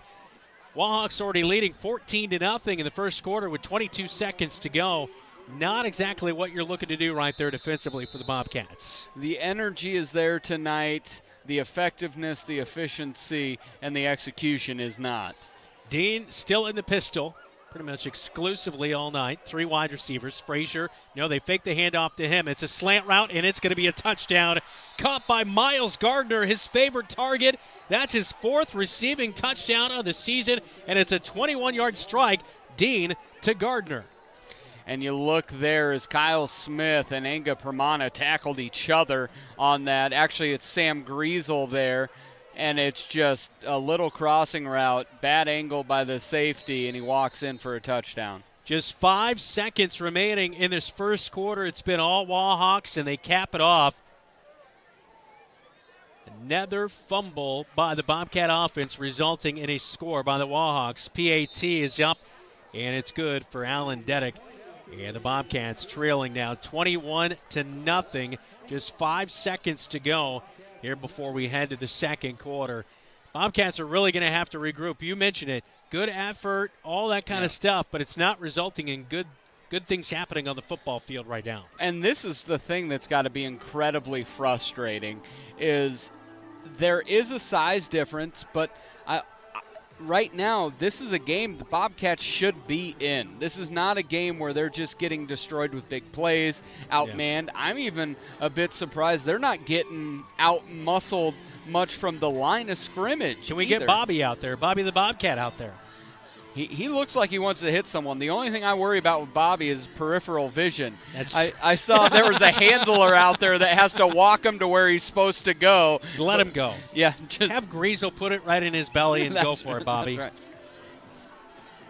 right. Kickoff presented by the Poly Real Estate Team, Century 21. Let Kristen and Kurt Poly offer you the knowledge and service you deserve.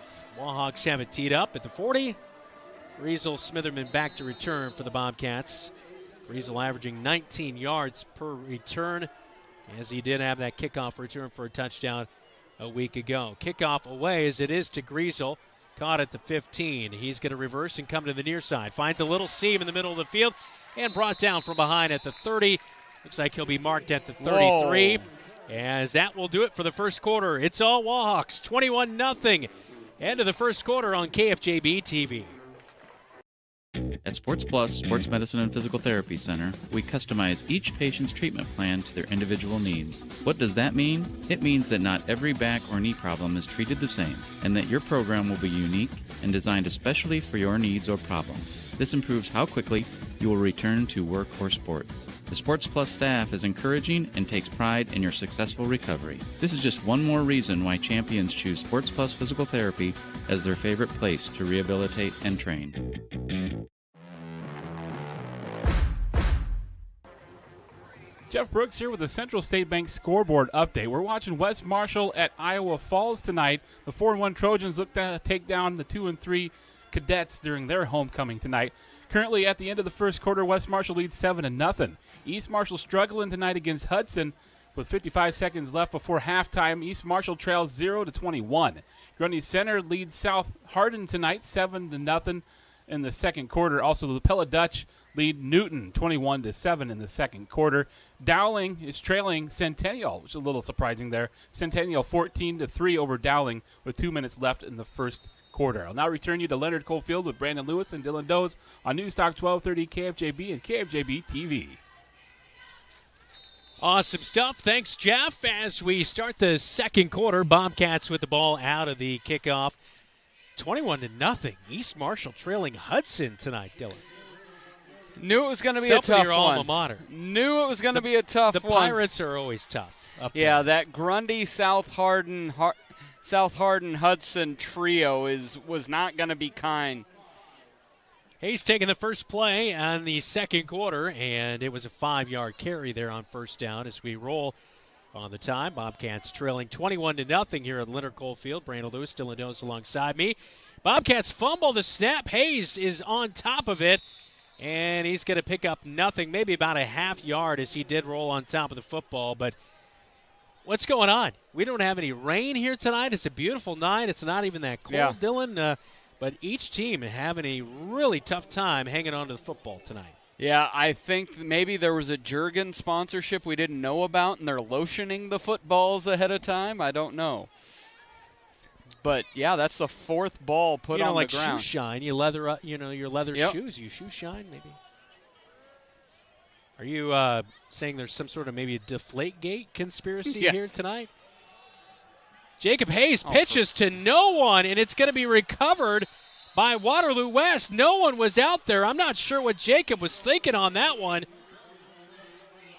And when it rains, it pours. It's just getting awful here at Leonard Cofield.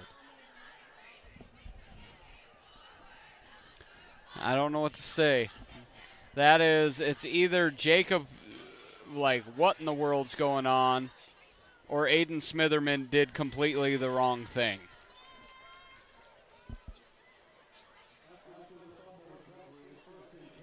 Well, if you thought that Waterloo West had good starting field position all night long, this is their best at the 27-yard line now. This is 6 weeks. 6 weeks in, and it's worse. And it looks the way I feel like Jacob forgot that he didn't have a guy out there. Dean to Klein, a pass in the middle of the field on the screen, and Klein is going to pick up the pass and work his way down inside the 15 all the way down to the 12, as that is going to be a pickup of 15 yards through the air as Brady Dean hooks up with his running back. As right there, 4 of 5 for Brady Dean on the night for 50 yards through the air. Quickly to work for Waterloo West. It's 1st and 10 at the 12. They can get to the 2 for another first down. Dean's going to look to the sideline as Klein will be to his back out of the pistol. Trips to the far side. He has Torian Doss to the near side all by himself. Handoff Klein. Spins out of one tackle, and he'll get inside the 10 down to the 8-yard line.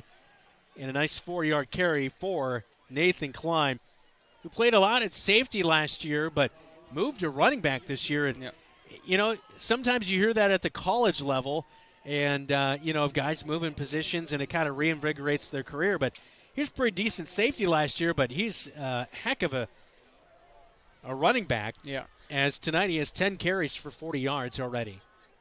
Bobcats ultimately have done a pretty good job on him. He'll sprint left side off left tackle as he follows St. Jean and Carson Nilsson. And it's going to be near a first down to the 2-yard line. Looks like he's going to be spotted at the 3, so it's going to be 3rd down and 1 for Waterloo West. Left side of that line, I'd be treating it like Gilmore Girls. Where you go, I will follow. That's what I'm saying. 77 is a big boy, that is for sure. Carson Nilsson, a 6'7", 270 junior. Klein on 3rd and 1 is the back, and he'll get the handoff, goes up the gut, breaks out of a tackle at the 5, and he's slung down near the line of scrimmage as he kind of reversed back. Ragland was holding him down, and it looks like it's going to force a 4th down and 1. So good job by the Bobcat defense to get in there and make the stop. And Klein is now limping, the running back. He's limping as he's going to go get set on 4th and 1. 8.5 minutes to go before halftime. 21-0. Wahawks deep in Bobcat territory, and it looks like we are going to have an official's timeout before the snap here. Not sure exactly what's going on. False start on the Wahawks. So that's going to back it up, and it will be 4th down and 6. And here comes the special teams unit. That will change the Wahawks' mind here. So I did not see any movement, but they were down there on the offensive line set up for at least 20 seconds, and no snap had come yet, Dylan. They've run the clock down on quite a few. They've hiked the ball with under 5 seconds on some bigger plays throughout the night. One of the things you see the scoreboard, 21-0. Bobcats defense, I've thought, has tackled better than they have most all year. It's not been a bad defensive performance, just terrible offensive efficiency. Alan Dedek is the field goal kicker as Dean holds, and the field goal is up, and it is going to be good. Sneaking it in the left side upright, as that one was spotted at the 16. So we'll say it's a 26-yard field goal for Dedek, as he came in 3 of 3 on the season with a 30-yard long. 26-yard field goal is good. It's 24-0 Wahawks on KFJB-TV. Wayward Social is the place for fun. With 20 lanes of bowling, leagues for all levels, great food and drink options, an awesome arcade, there is a ton of fun to be had at Wayward Social. And that's just on the inside. Step outside and enjoy patio life at Gutter Point with drinks, shuffleboard, live music, and fun atmosphere. Follow Wayward Social on Facebook for updates on specials and live music. It is all on South 6th Street in Marshalltown. Visit wayward-social.com to plan your next visit to the place for fun.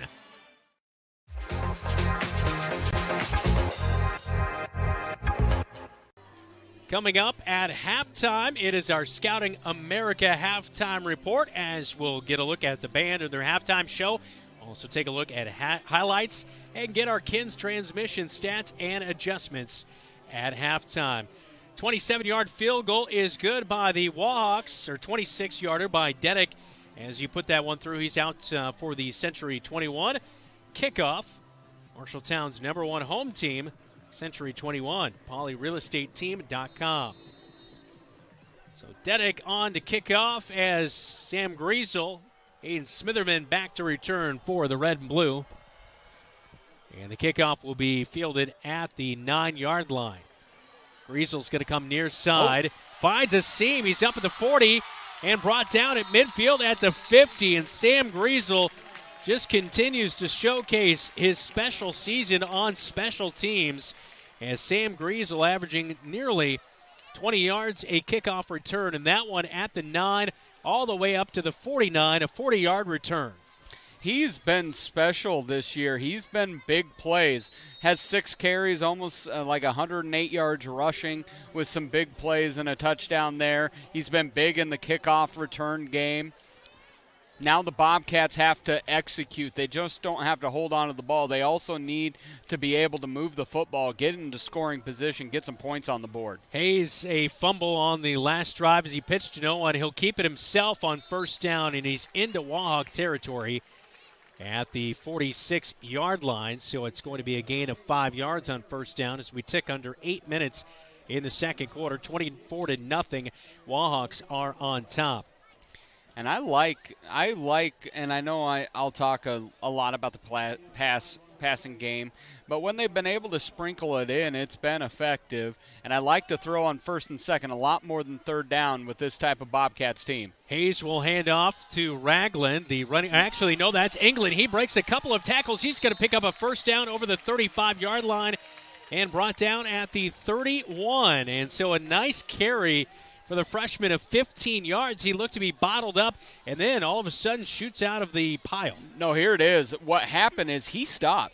He allowed the traffic to clear in front of him, and then he did a little hop to the side. That was incredible vision and patience. And I think sometimes with freshman sophomore runners, they want to run as fast as they can to the hole. His patience allowed that to open up, and he got 15. Ball on the near side hash at the 31. Quick pass out to the far side of the field, and Kyle Smith was coming in like it was a wide receiver screen. Ball sails over his head, and it is incomplete on first down, but a good run right there. We talked to Coach in the pregame just about his vision and his ability to make good cuts and wait for his blocks. And, yeah, you mentioned it, him being a patient runner, and good run right there for England. But it's now 2nd down and 10 after the incomplete pass out to the far side of the field. Zane Moore, Kyle Smith split out. Hayes underneath center. As England is the back. Gorsuch, Smitherman on the slots. Pitch to the far side of the field to Smitherman. He's at the 30 outside the number, sneaks around the edge, and gets out of bounds near the first down marker. We'll see where the spot is. The official indicating it is a first down and a 10-yard run for Aiden Smitherman. One of his best runs of the season right there on that pitch to the slot. And he's had a nice game so far on the ground, had the 13-yard pickup early, and another big one here, another 10 yards here. He's got 3 carries for 22 yards here tonight. Ball at the 20-yard line on the far side hash for the Bobcats. As Hayes is underneath center. Zane Moore into the near side. Kyle Smith at wide receiver, split out to the far side. Hand off up the gut, and it's England again. And he's going to be near first down yardage. That's actually Ragland in there. So both backs being worked in and out quickly here tonight. Yeah, and Bobcats have had a lot of success between the tackles. We talked a little bit about that in pregame. How were they going to, that interior part of the line, were they going to be able to displace the Wahawks tackles? And so far they've done a nice job when they've hung on to the football. 2nd down at the 13-yard line. And Ragland will get the handoff off of left guard. And he's going to gain about 2 yards. He needed 3 for the first. So 3rd and 1 for the Bobcats, looking like their best drive of the night with 6 minutes to go before halftime, trailing 24-0, needing something on the scoreboard. Bobcats will get the kickoff to begin the second half.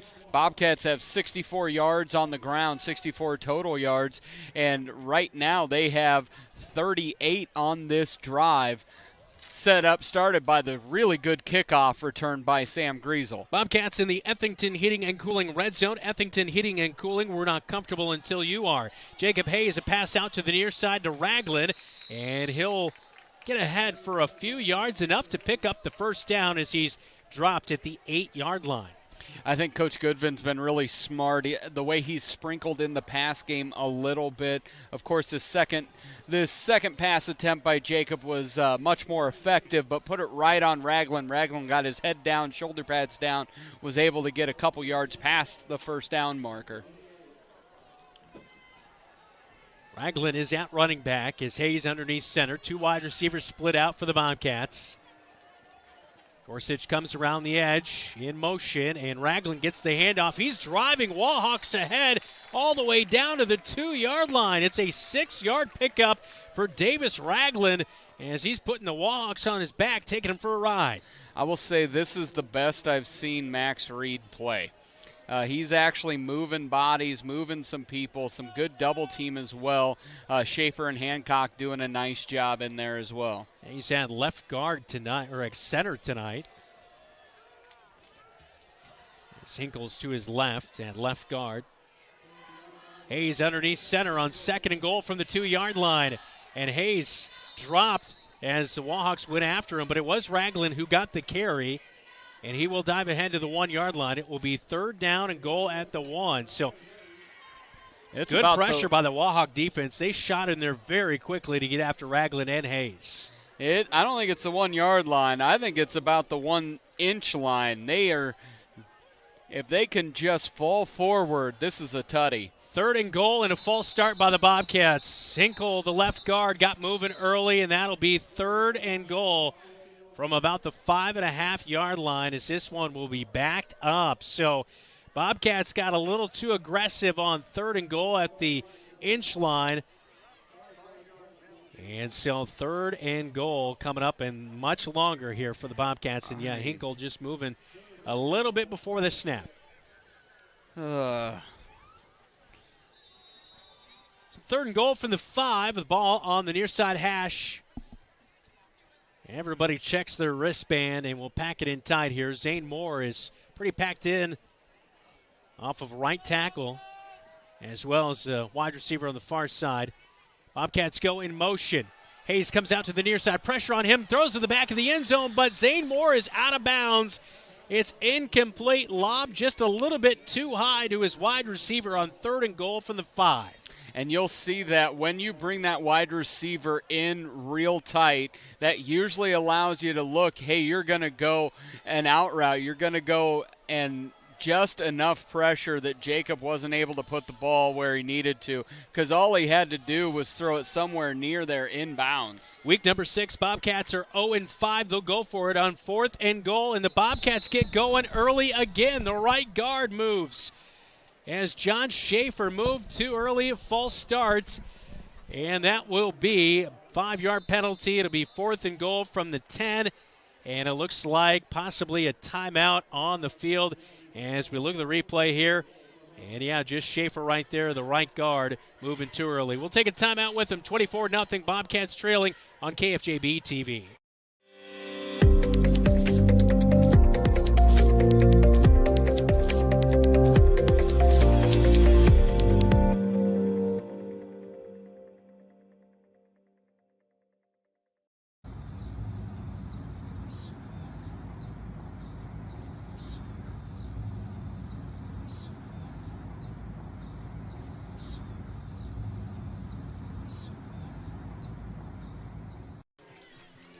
Up on the Marshalltown Hy-Vee scoreboard, 3:47 remaining in the second quarter. 24-0 is our score.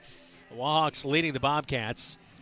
Luis Monghay is on for the field goal at the 19-yard line, and actually they'll sneak up to about the 18-yard line. So it'll be a 28-yard field goal attempt for Luis Monghay. As he's out for the field goal attempt, he has a long this year of 46 yards. That was made week number 1 for the Bobcats. Gorsuch will hold for the Bobcats. Snap comes, good hold, clean kick, and that one will sneak in the left upright. It is good, as that is a 28-yard field goal for Luis Monghay, as that will get the Bobcats on the board in the second quarter, 24-3 now. They had a great opportunity. You have 3rd and goal on the 1-inch line, but at least we got points.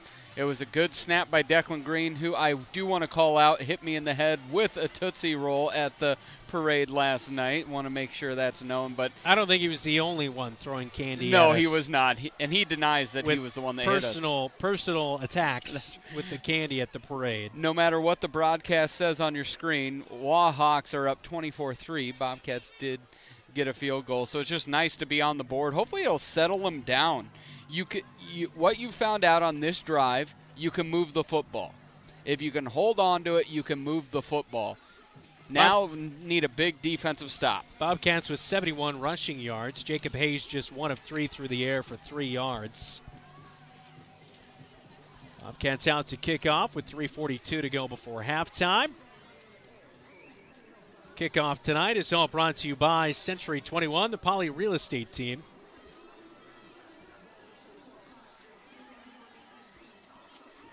Luis Monghay on the season after making that 28-yard field goal. Kickoffs this year have been a pretty strong point for him. 17 kickoffs coming into the night with 3 touchbacks. And the kickoff is away. This one a high one. Back to the 20-yard line. It's fumbled by the Wahawks. They'll get on it at the 25-yard line. A Bobcat was there within a half yard as Torian Doss will make the recovery for the Wahawks. But, boy, Bobcats could have almost found themselves a little luck before the break. But they do have, this is the worst field position that the Wahawks have had. I'm looking at the opponent's 46, the opponent's 47, the opponent's 32, the opponent's 27. That's been their starting drive position. So at least they're on the right side of the field, according to the Bobcats. So Dean will go back to work. He's all by himself in the backfield for the first time tonight. 5 wide receivers set, split out. 3 to the bottom, 2 to the top. Wide receiver screen out to the near side. Caught by Deshaun Kemp up at the 30. Slips past a Bobcat up to the 40-yard line as he was able to get past Kyle Smith and Juan Pablo Perez for the first down. And they'll mark it at the 41-yard line after starting this drive at the 25. So pretty good pickup there on first down for the Wahawks as they move it through the air as Dean completed right there. It was wonderfully blocked by Doss and by Gardner. Linebackers on defense, wide receivers on offense, 6'4", 6'2" out there. They just erased the Bobcats D-backs on that play. 16-yard pickup at the 41 now. Ball on the near side hash on their own side of the field. Dean drops back to pass, swings it out to Frazier in the flat out of the backfield, and he's going to pick up decent yardage on first down as he's finally brought down by Niehaus as well as J.J. Schoenfelder. And so a 6-yard pickup through the air. Frazier will get them a little closer to midfield at the 47-yard line. What I like about the Wahawks wide receivers, they're not afraid to be physical, and in that spread, they're blocking their position incredibly well. Miles Gardner by himself on the far side. He already has a touchdown reception earlier in this one. Pistol for Dean. Takes the snap, fakes the handoff to Frazier. He's rolling out near side, looking to pass, and he will late, and he finds Gardner, who I just mentioned, at the 40, and brought down at the 37-yard line is where he's going to be spotted. That will move the sticks again with 2:21 to go before halftime.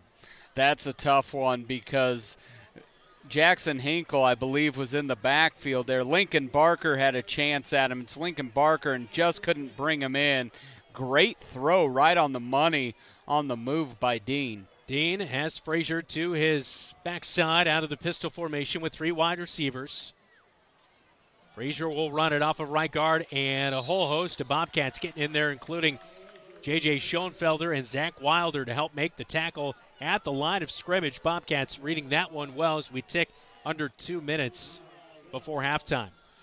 And looking at, just for reference, Bobcats do get the football to start the second half. So if they can stop them here, they do get a chance to cut into that lead in the early second half. Dean takes the snap. He'll roll out to the far side as Frazier was blocking for him. Hits one man. He was looking for Bryce Westemeyer. It slipped through, and in the background, another Wahawk, Deshaun Kemp, slid down to the turf. Almost had a chance to catch it at the first down yard marker, but as we take a look at the replay here on KFJB-TV, you don't always see that where two routes almost going in the same, just a 10-yard split. And Westemeyer got a fingertip on it, and a timeout will be called on the field. So it'll be 3rd down and 10. When we come back, it's 24-3. Wahawks leading the Bobcats on KFJB-TV. Sportsmanship starts with us. As a student athlete, I need to model good behavior and represent my school appropriately. That means respecting my teammates, coaches, opponents, the officials, and fans. If I do that, so will others, and being a good sport becomes a way of life. To all of Iowa's student athletes getting ready to compete, remember, sportsmanship starts with us.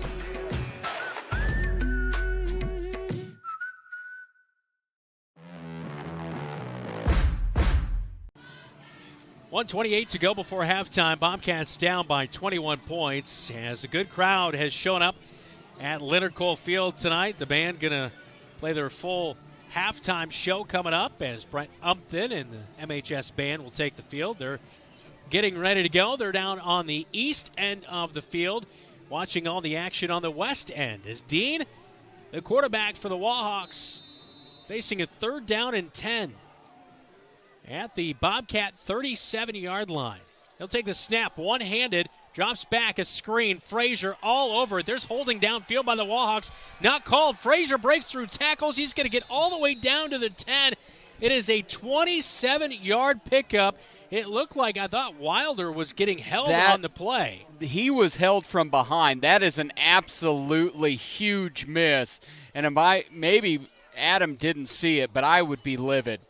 You look here, and that comes down. 64 is blocking from behind him.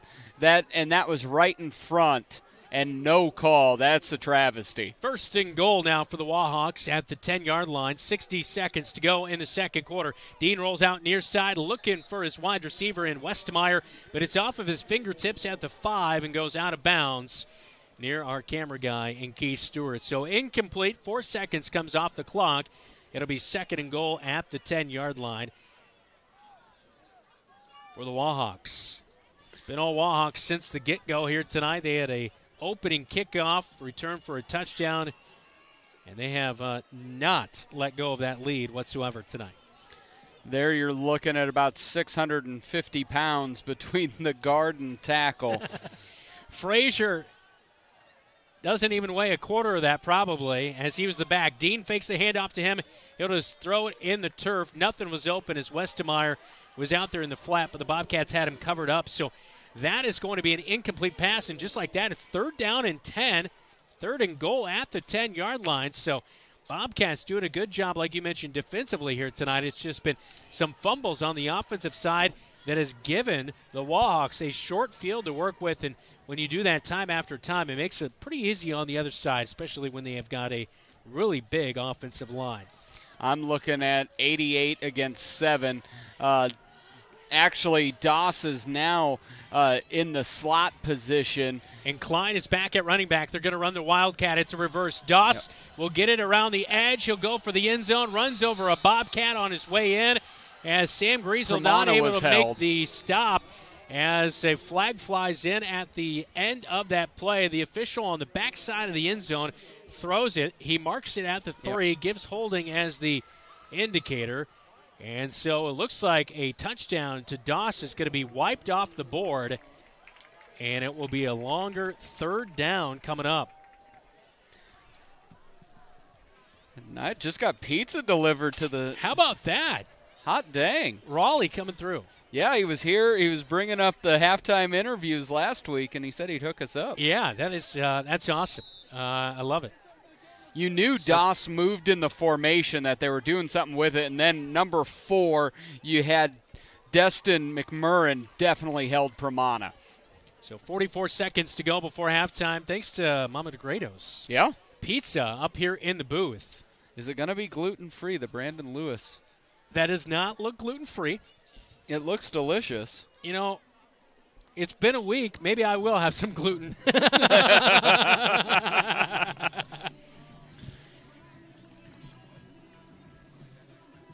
It looks good. It looks awesome. Would you like to have a piece? Not on air, but yes. Come on. I'll try. Get into it. Keith, line up the shot. Oh wow, that's hot. Yeah. Producer Zach wants a piece. Okay. What do you think? Thumbs up. Thumbs up. All right. Man, that looks good. The sauce, the right amount of sauce on there. Cheese, a little bit of char on it. Pepperoni's good. Pistol formation. 3rd and goal at the 13-yard line after the penalty on holding on the Wahawks.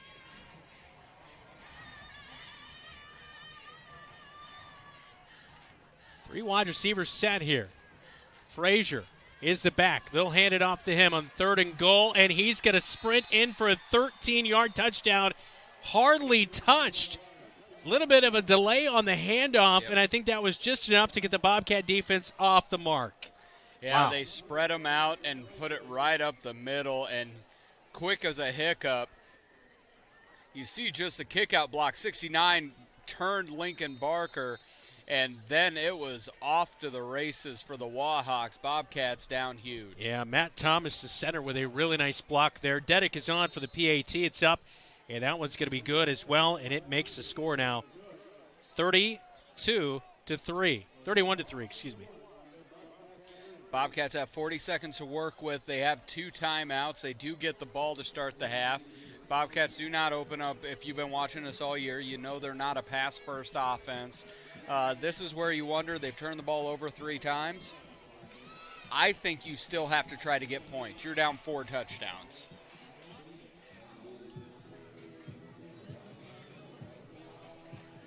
So 31 to 3 at halftime. Just about 40 seconds to go. And the Bobcats with a kickoff return coming up here.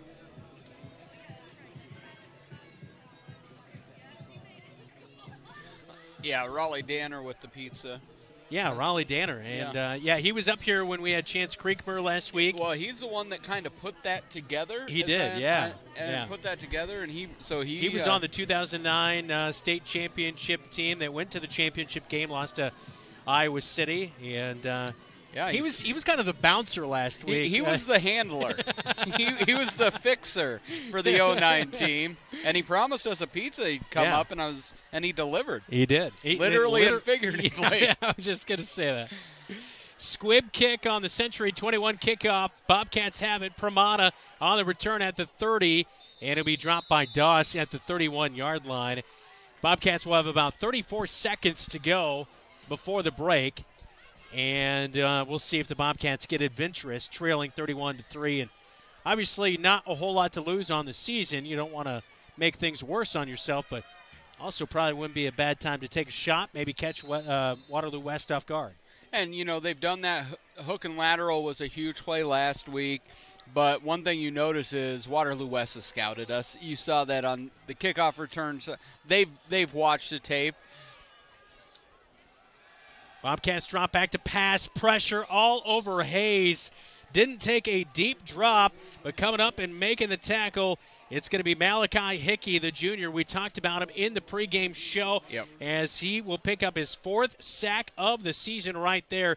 16.5 total tacks, an interception, and 3 sacks coming into the night. And he eats up the block by England right there to get to the quarterback. They were looking for Zane Moore on one-on-one coverage, and Jacob's just going to have to throw that. And Hayes is back to pass again as he's going to be eaten up at the 25-yard line. It's going to be even more of a loss, and that will send us to halftime. 31-3 is our score at the break. A half where things just kept getting worse for the Bobcats. They'll regroup at halftime, see if they can figure things out as you are watching Bobcat football on KFJB-TV. You're an empty nester closing in on that retirement property. Chances are your plans didn't include mom moving in, but life happens and you do the right thing. Wells Fargo Advisors can help. For more than 125 years, we've created wealth management and investment strategies aimed at achieving our clients' personal financial goals. When retirement means caring for yourself and a loved one, turn to Wells Fargo Advisors. Together, we'll go far. Wells Fargo Advisors is located at 14 East South Ridge Road in Marshalltown. Call them at 641-752-5401. They're a member SIPC. Miller Middle School turns 100 next year. It has served generations of Marshalltown students well. Education has changed dramatically since Miller opened in 1925. Miller faces a long list of challenges, including limited technology capabilities, lack of space for learning, gathering, and new programming to prepare our students for the next step in their journey. Voters will consider a referendum in November to reimagine Miller for future generations. To learn more, go to marshalltowncsdfuture.com. At Greg Young Automotive, we go the extra mile for our customers across Iowa. Why do customers choose us and keep coming back? Because our commitment to exceptional service and satisfaction never wavers. With our extensive network of dealerships throughout Iowa, we leverage unbeatable pricing and offer a better inventory selection than other dealerships. Visit any of our 6 locations across the state and experience the Greg Young difference, where we'll go the extra mile for you. Legends American Grill is the perfect place to watch your favorite team. Enjoy wings, nachos, steaks, and prime rib available on Friday and Saturday nights. It's game on for great food and your favorite drink to wash it down. You like burgers? Legends has fantastic, unique burger creations like this. The Legends Burger. Absolutely delicious. Gather with friends, enjoy your favorite team's games with the NFL Sunday Ticket, and make some memories. Legends American Grill in Marshalltown and our new Newton location, where the game is always on. The Halftime Report, presented by Scouting America. Adventure on. All Wahawks in the first half there as you take a look. Yeah, thanks to Raleigh Danner as Mama DeGrado's delivering us pizza after the 2009 championship team. He was on that one that went to the championship game, lost to Iowa City High as that team accomplished a lot that year, beat Dowling to get to the championship game, beat Valley Waukee that year, and a lot of fun as they were honored a week ago here at Leonard Cole Field. Welcome back to Leonard Colt Field as the Bobcats 31-3 at halftime trailing. Let's take a look at our first half stats, and it was all Wahawks from the opening kickoff tonight.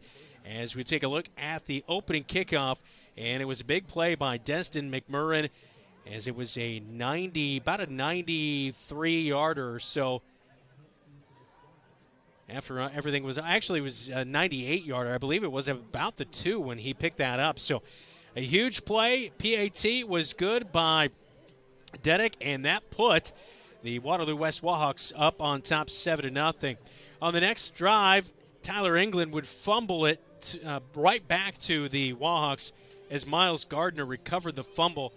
And the Wahawks would have the football after this play right here and just kind of got lost in the middle, got stood up, and the ball came out. The Wahawks come up with the fumble recovery.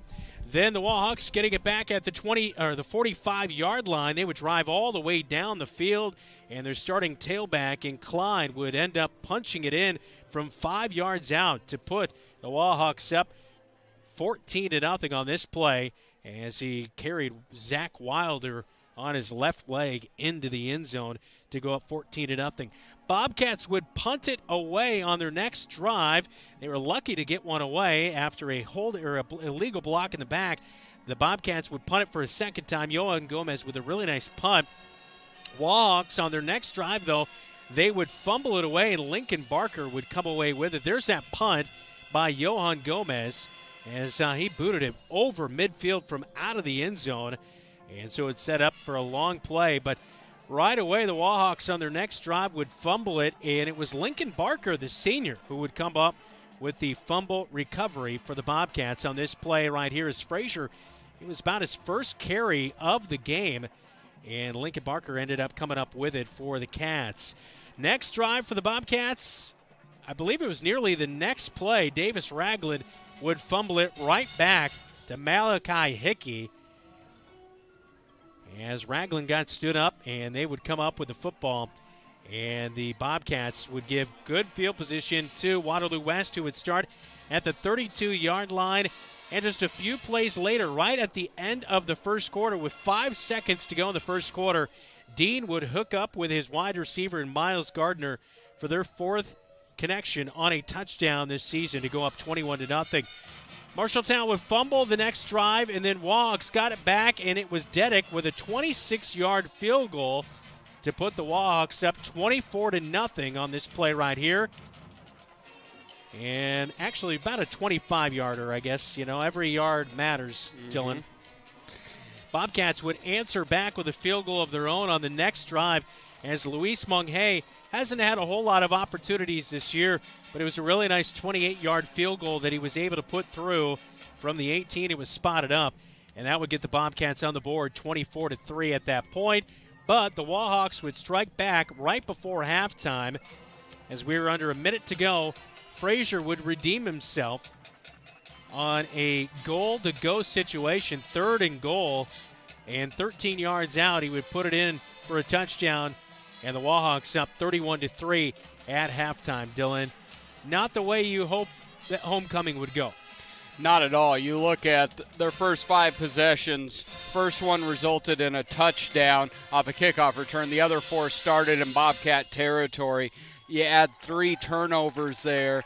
Bobcats put themselves in such a big hole that they're really struggling to climb out of it. Marshalltown High School Marching Band with their halftime show. Let's take a listen in.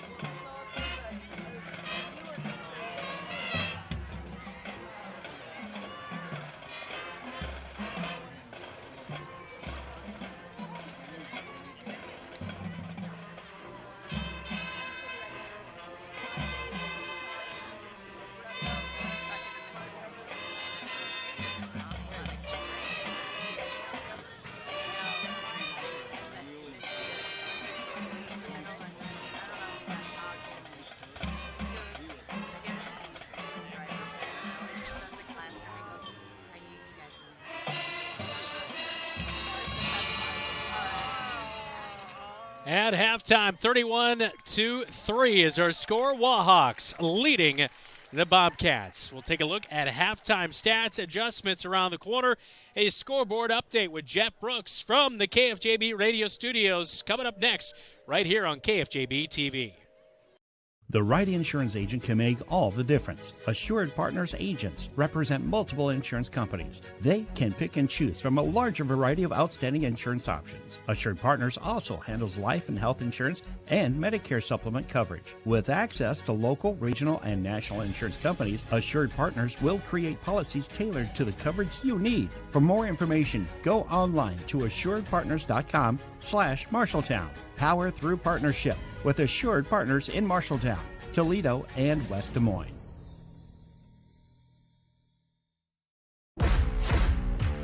The Halftime Report, presented by Scouting America. Adventure on. Jeff Brooks here from the KFJB studios with a Central State Bank scoreboard update. We're looking at halftime scores tonight. West Marshall and Iowa Falls this evening for Iowa Falls homecoming. West Marshall leads 10-0. East Marshall struggling against Hudson this evening. At halftime, Hudson leads 21-0. Grundy Center at halftime over South Hardin, 21-0. And the Pella Dutch lead Newton 27-7 at halftime.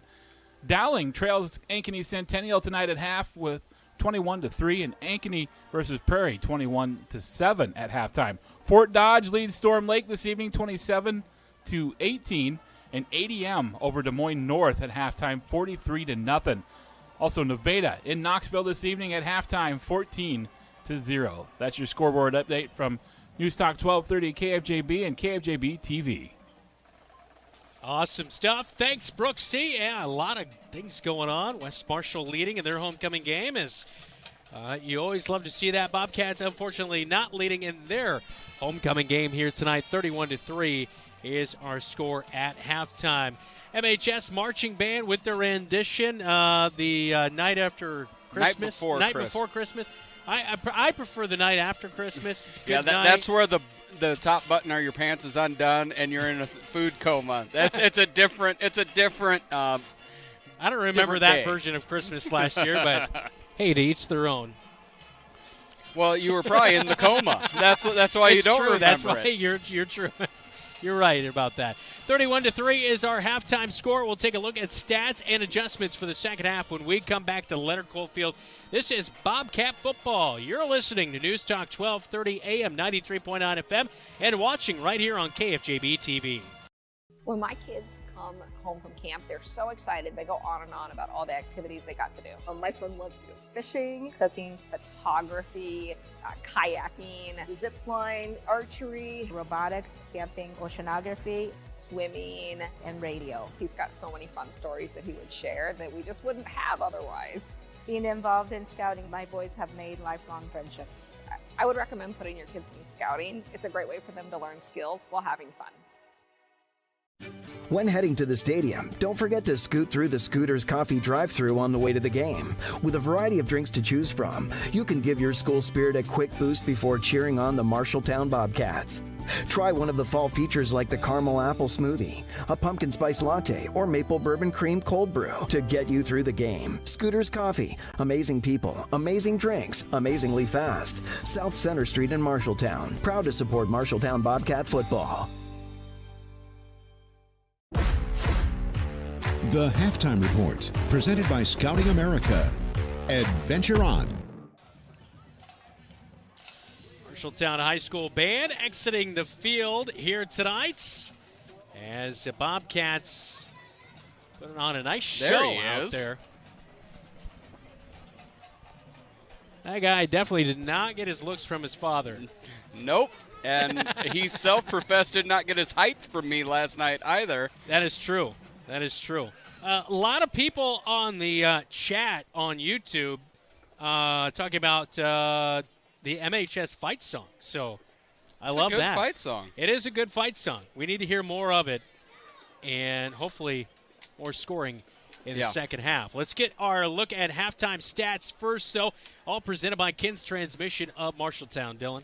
You look at the Bobcats almost exclusively on the ground, 64 total yards on the ground, led by Davis Ragland's 23 yards on 7 carries. Aiden Smitherman has 22 yards on 3 carries. Tyler Englund has 3 carries for 19 yards, but Hayes, Englund, and Ragland all have fumbles. Jacob Hayes 1 of 3 in the air for 3 yards. That went to Davis Ragland. You flip it on the other side. 19 carries, 95 yards on the ground for Waterloo West. 4 yards a clip, but that really came to be about setting up the pass. Both Klein and Frazier got touchdown runs on the ground, but Brady Dean was very good. 7 of 11. He does have a 16-yard touchdown pass to Miles Gardner, his favorite target, but he's gotten it to 5 different receivers en route to 108 yards. The Miller Middle School football kids being honored here at halftime. Some of them owe us money from nearly destroying a camera last night. I thought Coach Butler was going to kind of run some security, but he did a big loop around us. He let the kids go for it. I'm told they're now having to run at practice on Monday because of their shenanigans at the parade and touching, making contact with our camera. Which we appreciate the support. Yes. It was just the 2 of us. We didn't know what to do. You were holding it. I was trying to play bodyguard. Looking back on it, Deegan, my stepson, he was trying to hold everyone back because he knew things wouldn't have been good at home. There he is. There's that smart kid. Number 16 on your roster, but number 1 in your heart right there. That's right. He's got the hoodie underneath. He's looking good. He's rocking the Crocs. He's got the white Crocs down.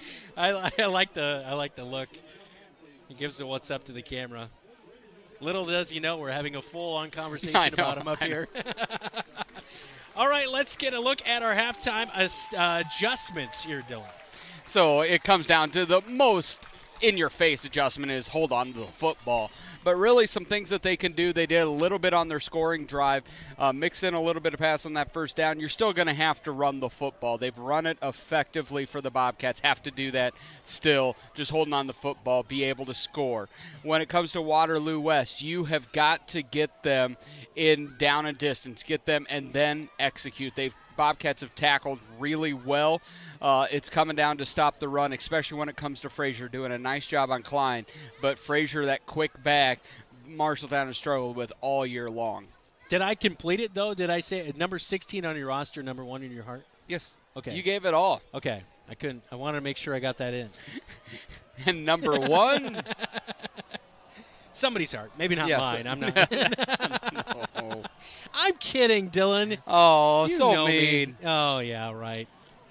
All right, second half is right around the corner. 31-3 is our halftime score. Bobcats get the kickoff when we come back on KFJB-TV.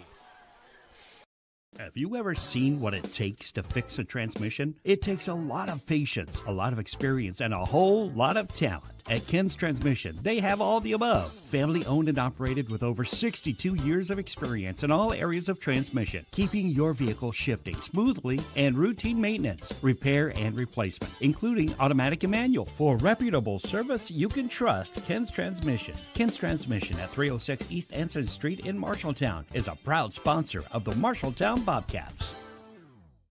Bobcat Athletics on KFJB-TV is sponsored by Assured Partners, power through partnership. Greg Young Chevrolet of Marshalltown. Drive with Greg Young and experience top auto service and selection. And Lennox Employees Credit Union, LennoxECU.com.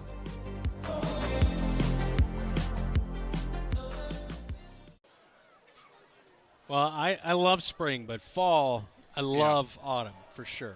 And good look at farmers in the field.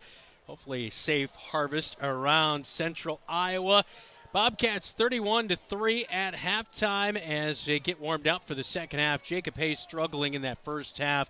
You know, just things just kind of not quite on. And that's been the offense all season long. Yep. Defense, I thought, has played well, given the offensive an opportunity, but some fumbles and some ill-timed plays have set up short fields for the Wahawks, and they capitalized on it just like you should if you're a smooth-running offense. So Bobcats hopefully can get that figured out. I noticed a few passes kind of filtered in there at times. You alluded to that.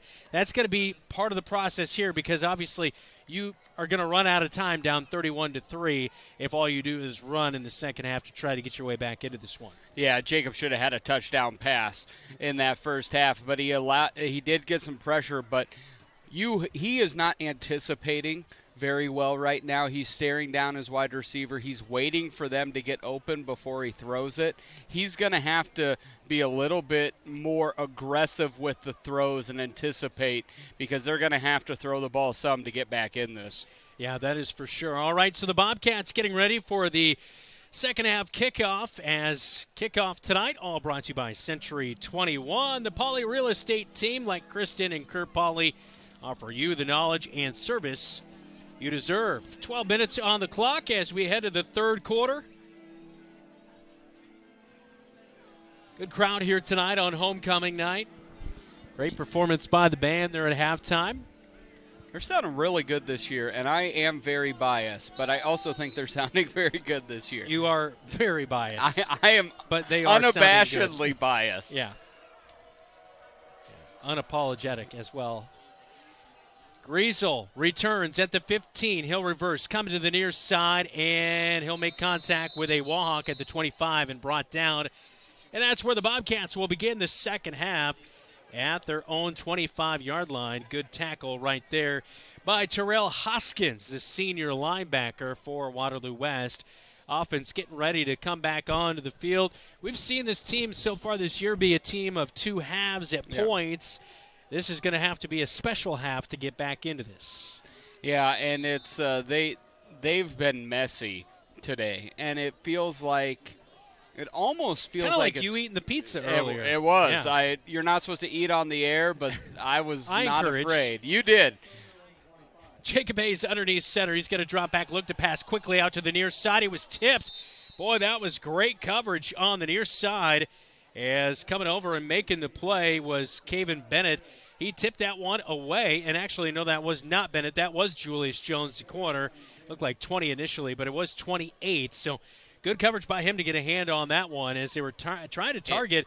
It looked like he had a lot of ways to go if he was able to come down with that. If he was able to get there was Kyle can outrun ahead. 99. Yeah. I promise you That's your best observation of the night. Handoff left guard goes England, runs over a Wahawk at the 30 up to the 32-yard line. Good run right there as he was able to get over Miles Gardner, who's coming up for the tackle. And that solid run on 2nd and 10 will set up a much more manageable third down and about 4 yards to go.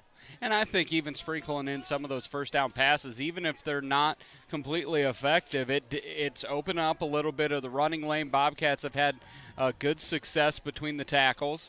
Hayes will hand off left side again to England, and he's trying to fight for the 35 where he needs to get for the first down, but it looks like he's going to be about a yard short. And so 3-yard gain. It's 4th and 1, and I would imagine down 31-3, it's going to be all 4-down territory from here on out.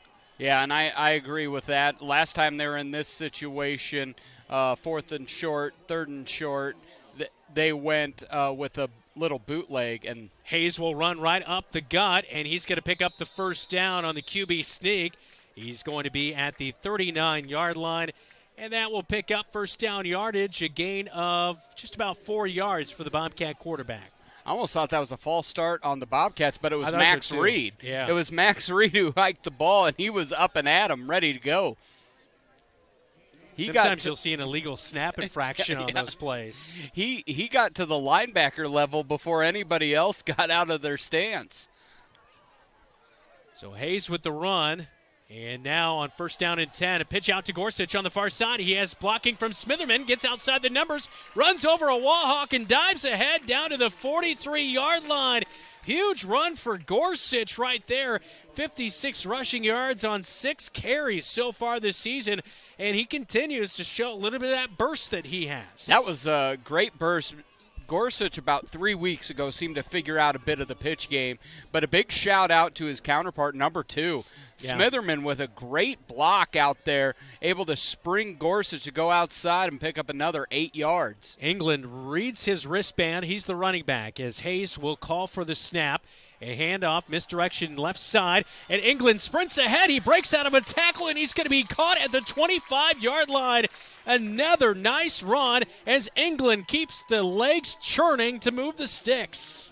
This feels like if the Bobcats are able to score here, it's now 3 scores. Now the defense gets a stop, but these are the games. You see it right here. England, nice little patience, and then just drags number 4 another 10 yards to get the first down. And he put another hand on the ball there as he sensed the contact coming, which was good. He had a fumble earlier in the night.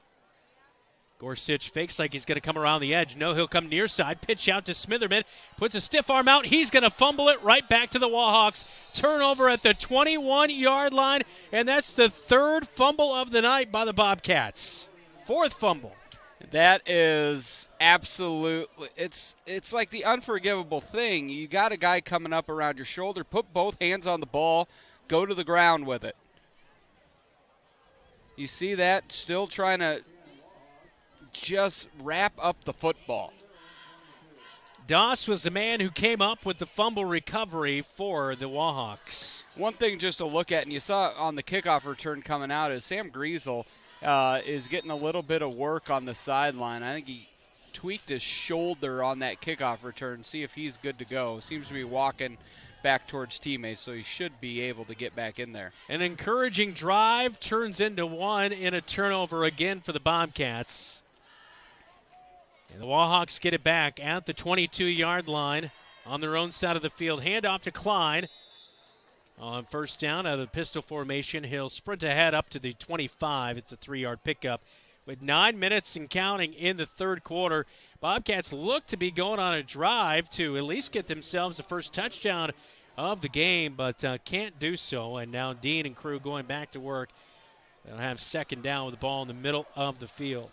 When you look at Klein, he's got 13 carries, 48 yards. Bobcats have done a nice job on him. Klein is still in there running back. He'll go right up the gut. He had decent blocking, but an ankle tackle. Somebody shooting in there, and it was Niehaus who got a piece of him out of his linebacker spot. He did get ahead to the 29-yard line, so it's a 4-yard pickup. 3rd down and 3 for the Wahawks. Niehaus has been all over the field tonight. He's become I love Davis Ragland, so I may be wrong on this, but it feels like Niehaus is the best backer we have at this moment. Yohan Gomez jumped offside earlier tonight, almost jumps offside here on the hard count, but does stay onside. 3rd and 3. A tight pistol formation. Dean's going to throw out, short arms it to the near side, and that is going to be incomplete. Destin McMurrin was the intended target, and he just kind of short-armed that thing and came up short to his wide receiver. That would have been a first down if it was caught. It's incomplete, and here comes the punt crew for Waterloo West for the first time tonight. He went sidearm out there, and that ball just sailed on him. Well, again, the defense holding their own here tonight. As it's been a short porch for the Wahawk offense here tonight. Wobbly snap. The punt is away just in time. That'll get over to the 40. It takes a Bobcat bounce at the end there for decent field position. Bobcats almost roughed the punter. It was close, but didn't quite get enough of the punter as they were able to get that one away. And at the 40-yard line on their own side of the field, Bobcats will have the football. Thought they downed it at the 41. It took a spin back. And as we know, when we had third go on fight somebody over a yard, Dylan? We had 3rd and goal on the inch-yard line and kicked a field goal from the 6. So it's true. Bobcats go back to work after a really nice drive ended in a fumble. And a handoff. No, they fake it as Hayes keeps it himself, and he'll be dropped at the 40 at the line of scrimmage. Maybe about a half-yard loss. So 2nd down and 10.5 yards to go for the Bobcat offense as England got the fake handoff as Hayes was going to pitch it, but nobody home, and the defense all over him right there. 7.5 minutes to go, third quarter. Bobcats still down 31-3. And this is the thing: if you're able to get touchdowns and get stops, that snap from the long snapper was rough on the punt game. You can make turnovers and get back in this. England will now get the handoff on second down. He speeds ahead at the 50. He is gone all the way. It is a 40-yard touchdown rush. A 60-yard touchdown rush for Tyler England to get the Bobcats on the scoreboard again. First touchdown of the night, third touchdown on the ground of the season for the sophomore running back. That kid's a stud. Again, patience. He did not sprint into the hole. He took a stutter step, waited for it to develop, and went. He's now over 100 yards, his first 100-yard game of his career, has a big touchdown. Bobcats down 3 touchdowns with 7:05 left to go in the third. PAT is up, and it is good by Luis Monghay, and the Bobcats back into this one now, down by 21-31 to 10. 7:05 third quarter on KFJB-TV. Some drivers trade cars every year or every other year. Some drive their cars till they drop. Whatever kind of driver you are, Lennox Employees Credit Union is here to get you into the car for your style of driving. You're invited to go to our website, lennoxecu.com, for membership eligibility and loan rates, or call the office to talk to a loan officer. The loan process is quick and easy. Low auto loan rates from Lennox Employees Credit Union, 1004 East Main Street in Marshalltown. Member NCUA.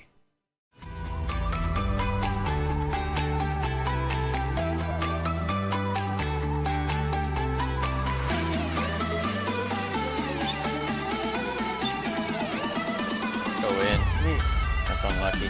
We're gonna have to get creative. Might be in that valley of sin. That sounds about where I would be at. Yeah.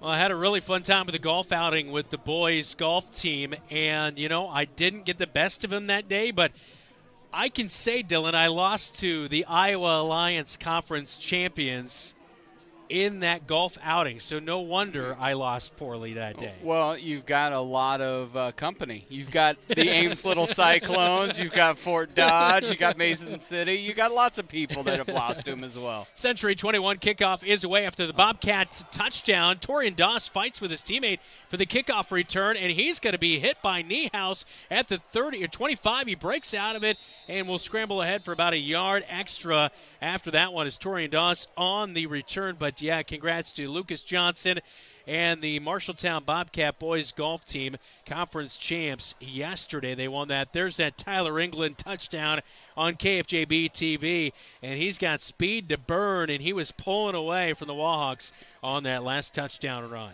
He's not as quick side to side as I think he can get to be, but his top-end speed north to south, if he gets ahead of steam, he is as fast as they get.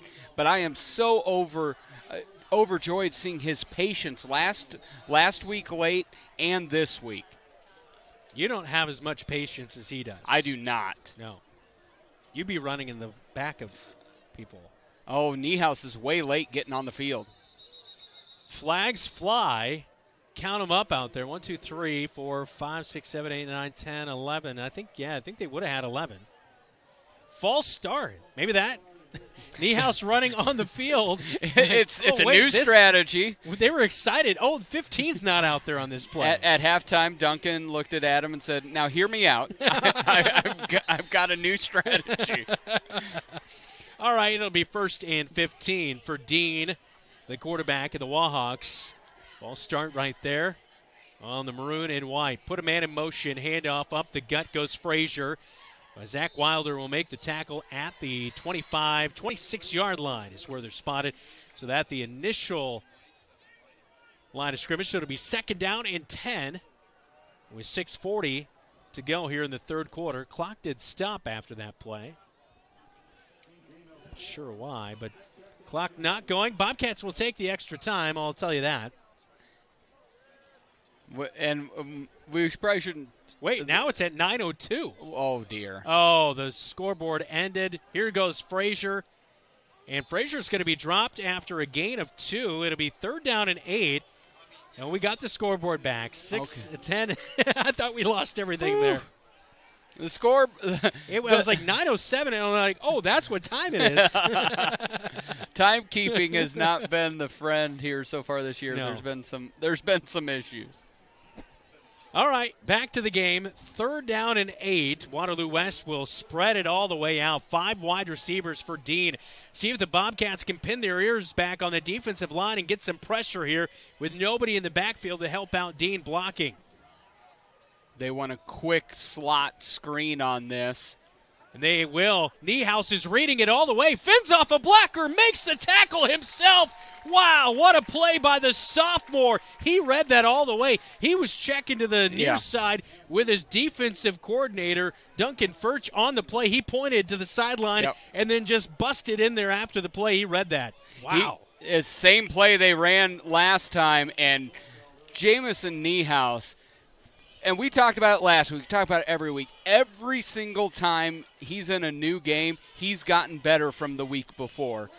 It's going to be so much fun covering him for the next 3 years. And a high snap into the end zone. You called it, Dylan. A wobbly punt. This one has just gotten away as the Bobcats will get away from it at the 30. It's going to roll up to the 40. But the Bobcats almost come up with a huge play to get some points back on the board.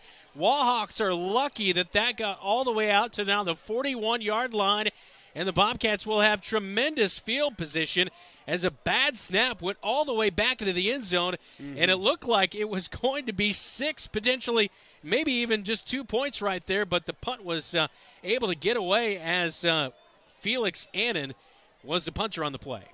We have seen 2 of the best punts ever after getting sailed over the punter's head that I've ever seen in my life. That's true. That was a great job, but that's what we're talking about. If you're able to score and stop them, they're really struggling in the long snapping game. Hayes is going to drop back to pass, and he'll now scramble out to the near side. He'll put a shoulder down, and he's going to pick up 5 yards, maybe 6 yards on the play. Did he fumble? He fumbled, but the officials are saying he was down when the ball came out. He's down to the 36-yard line. It's a 5-yard pickup, 2nd and 5 coming up from the near side hash. About had a mini stroke there that was at the 5th fumble. And maybe a little pizza will help. There's still a few more pieces remaining there. No, I took maybe some players had some pizza before the game. That's right. Little grease on the ball. Raleigh, bring the pizzas after the game for the team, not before. 4.5 minutes to go in the 3rd quarter. England will get the handoff. He'll go off of left tackle, puts a shoulder down, runs over a Wahawk. He's down to the 32. It's going to be 3rd down and 1 on the next play for the Bobcats. And it looks like somebody is down there. It's going to be Gorsuch down after the play, as well as Jackson Hinkle. Yeah. It looks like he's down as well. Those are 2 players that you don't like to see on the ground. But I do want to talk a little bit right now. Bobcats have You've been talking all night. 108. I want to talk a little bit about Bobcats have 183 yards on the ground. At halftime, they had 64. So they have 120 on the ground so far in this 3rd quarter, and a lot of that is number 24. Tyler England had 3 carries for 19 yards in the first half. He has 6 carries for 92 yards in the second half. Hinkle, finish your thought. Go for it. Hinkle got up on his own pressure. He's okay on the sideline, it looks like. Gorsuch is still down, unfortunately, though. And it's looks like a left ankle. And he's been banged up a little bit through the year. We'll see. He's got his helmet off, taking a minute as he gets back up. That screen's really dark. Is your battery low? What's going on there? I made it dark. Why? Just because you like having it. It's harder to see things like that. It is. Especially me. I'm trying to lean over and steal some stats from you. There you go. Thanks to David Bragg on stats, by the way. He's doing a great job now. Yeah, producer on Bobcat Live last night for our parade coverage. All right, 3rd and 1 at the 32-yard line in Wahawk territory. Bobcats sprint ahead as Jacob Hayes, the quarterback sneak, down to the 27-yard line. And so a 1st down chain mover. As Hayes has done that a few times tonight, Jackson Hinkle is going to be back into the game on the next play. And you're seeing over there on the far sideline, Waterloo West Coach being told to calm down a little bit by the side judge. They're having conversation.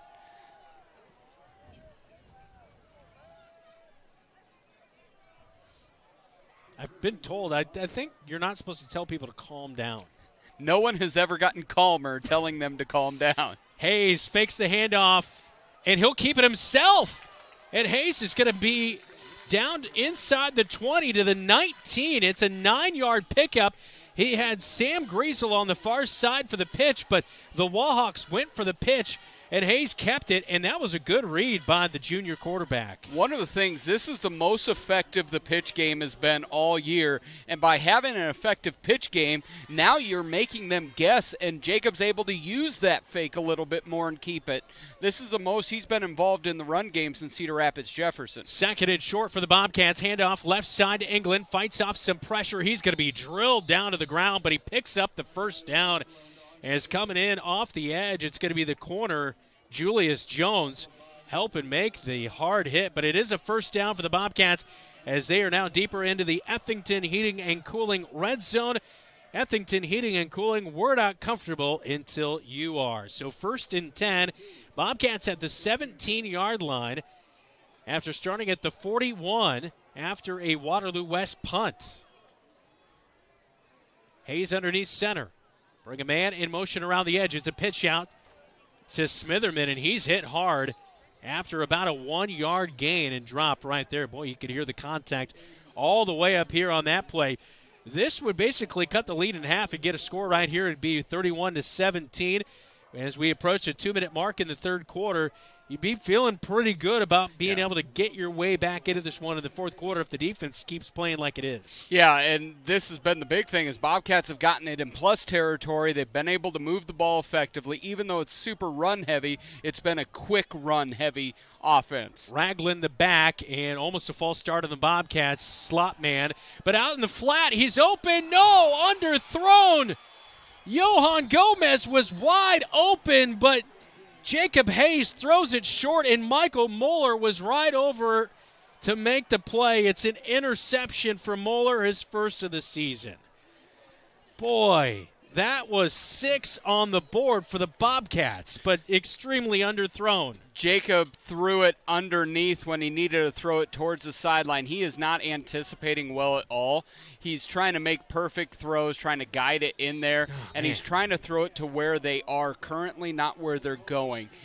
And that's a tough one. That's another turnover, and the juniors just got to execute better than that. 2 interceptions last week for Jacob Hayes, another one here tonight. And that one, an extremely critical interception as a flag will fly here before the snap. I believe we're going to have a false start on the Wahawks. That will back him up 5 yards. Man, we're down 21. It looks like, the Wahawks are just completely outplaying the Bobcats. Well, if you look at the yardage, it's 212 Wahawks, 202 Bobcats. It comes down to 5 turnovers. Count them 5. They are -4 in the turnover battle right now. They'll turn you. They'll kill you. Yeah. Turnovers and special teams mistakes. Klein handoff on 1st and 15 after the false start. He'll fall ahead for about a yard gain. But again, it's almost like you wish something would happen on offense because the defense is just playing so well to keep you in this game here, especially in the third quarter here. They've been lights out. Yeah, and you're just really looking for, if you can get that ball and you have to execute. This is the thing that Bobcats have, these little moments of brilliance, and then just 3 turnovers by Hayes is just not good enough. Pistol formation for Dean. 2nd down and 14. Ball on the far side hash. Klein will get the handoff. He'll go up the middle, breaking about 3 tackles as he'll get over the 20 up to the 22-yard line. So good job by Klein right there as he's able to sprint right ahead, but it will still be a fairly long 3rd down and about 7 yards to go.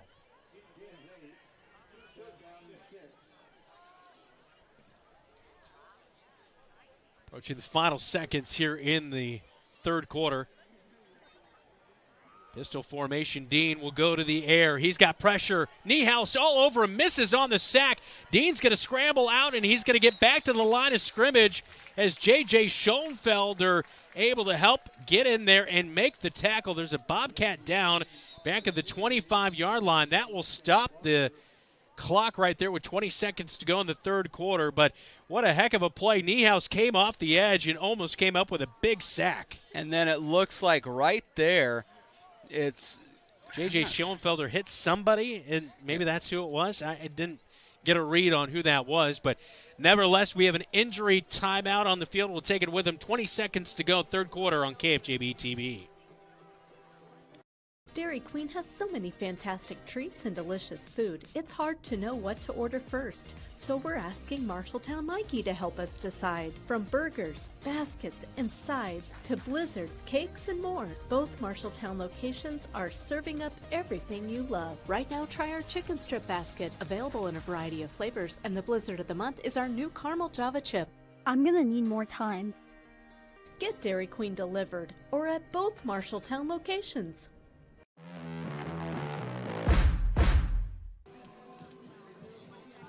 Just a few seconds to go in the third quarter. Davis Ragland was the man who got hit from behind on the play by a little friendly fire on the play. Final seconds will tick out here. Fourth down is coming up as we head to the fourth quarter. 31-10 is our score. As a scoreboard update on the other side with Jeff Brooks back at the radio studios on KFJB-TV.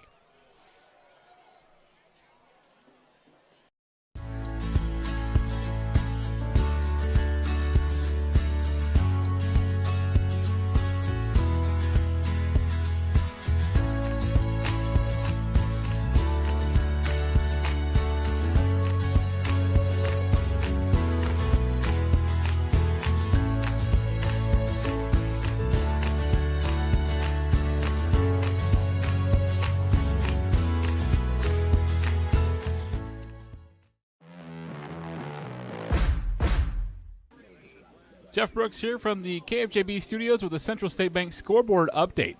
West Marshall tonight at the end of the third quarter leads Iowa Falls 27-6. East Marshall falls to Hudson tonight. Final score Hudson 21, East Marshall 7. And also Ankeny versus Cedar Rapids Prairie tonight. Final score there 35-16. Ankeny picks up that win. ADM over Des Moines North tonight. The final score 56-14. I'll now return you to Leonard Coalfield in Marshalltown with Brandon Lewis and Dylan Doze on News Talk 1230 KFJB and KFJB-TV. Well, your alma mater making a comeback there in the second half, but fell 21-7 to Hudson. It's a much better team. That's a much better representation.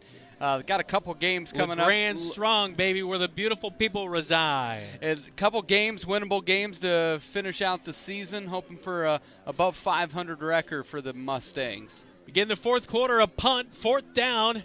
Snaps decent, and they will get it away. Punt out towards midfield. It will hit and bounce over the 50, and at the 43-yard line is where it's spotted by the Wahawks.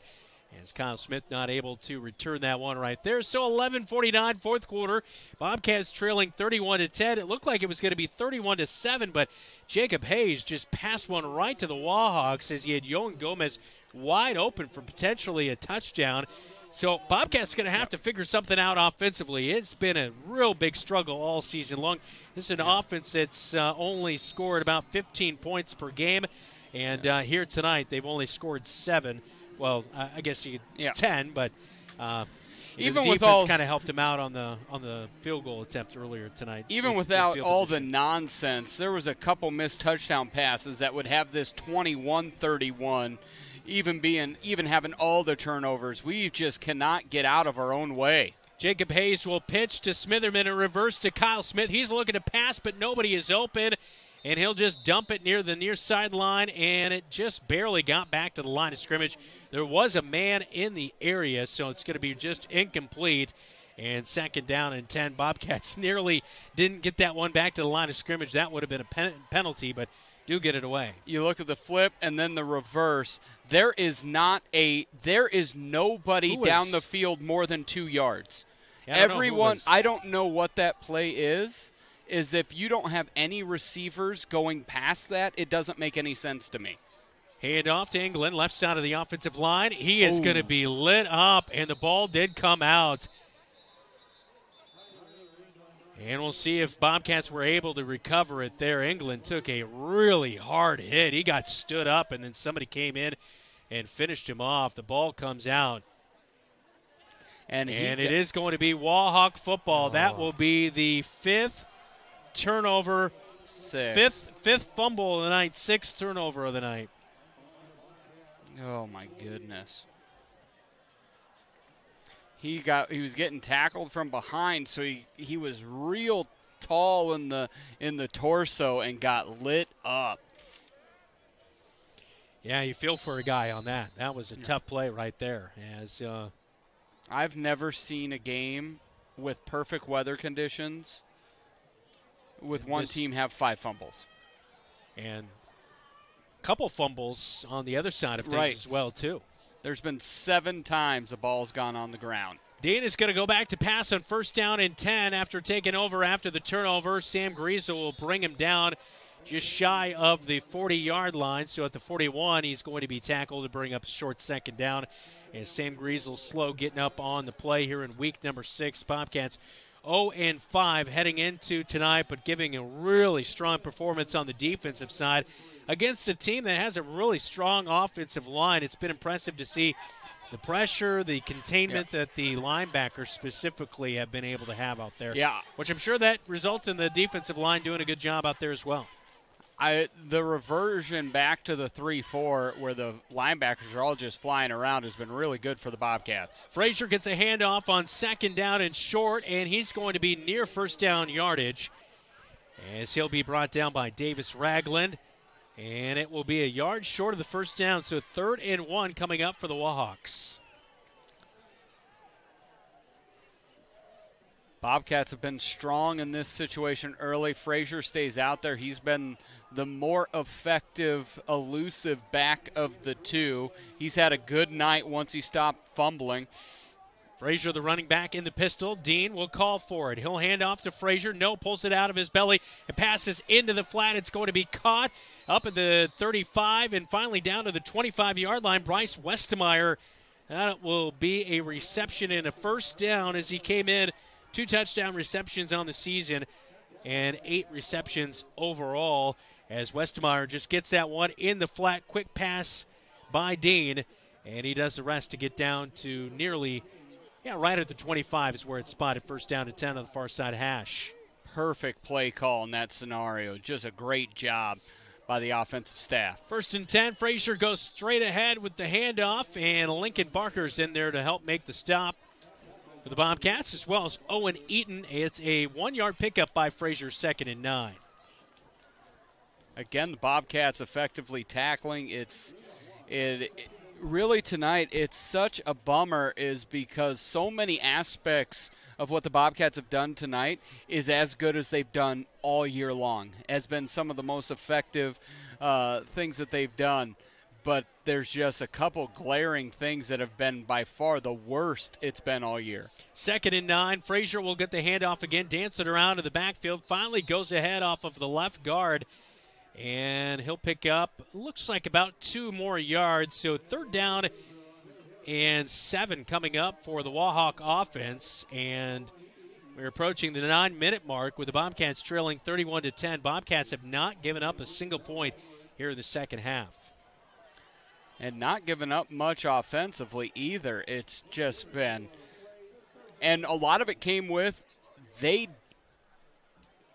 weren't getting the ball starting in Bobcat territory. 3rd and 7 at the 22-yard line. Dean again out into the flat.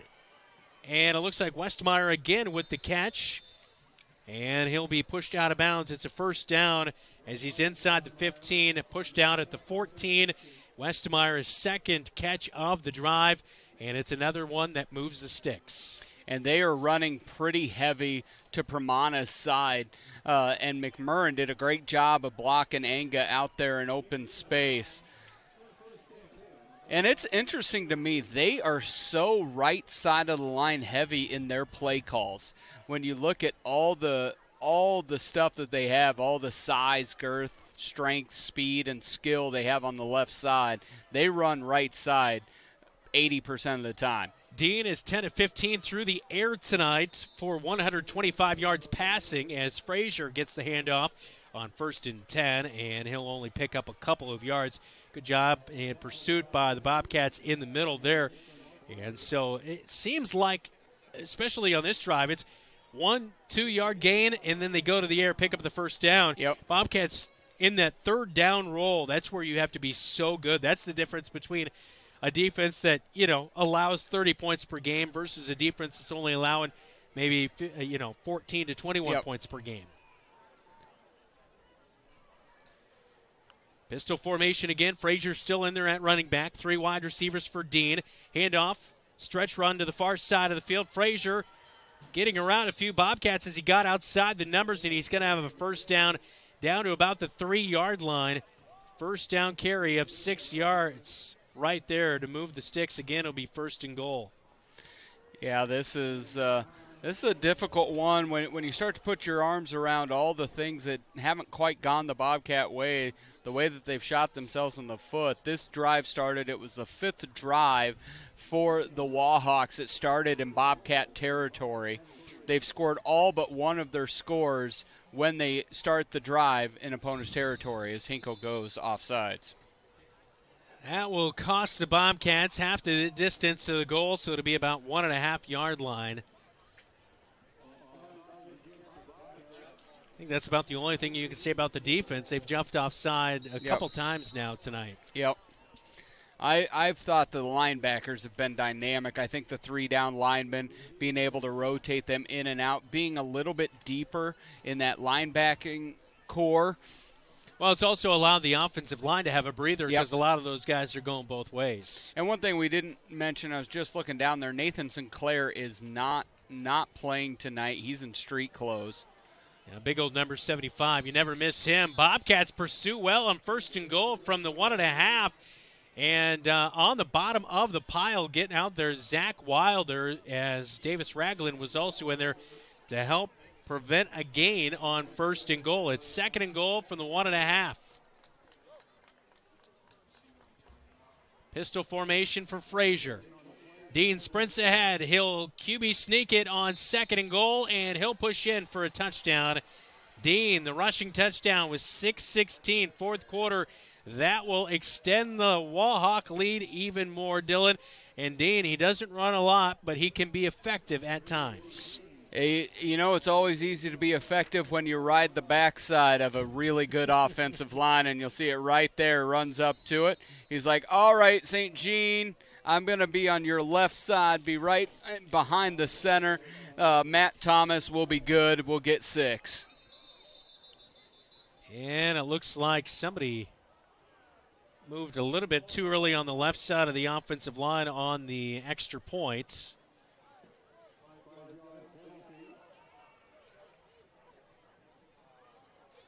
So that'll back up the PAT attempt. There's Dean and that QB sneak. And, very effective when you have that big of an offensive line. You see St. Jean, Nielsen, you see Thomas all on their stomachs in the end zone. Dedek on for the PAT, an extended one, and it's up and good. 38-10, 6:16, 4th quarter, Bobcats trailing. Life can take unexpected turns. Maybe you started college, but life got in the way. At Marshalltown Community College, we understand. It's never too late to chase your dreams. Come back to where your journey began. Rediscover your passion for learning and let us help you achieve your goals. Schedule a visit today at MarshalltownCommunityCollege.com. Marshalltown Community College, a step in the right direction.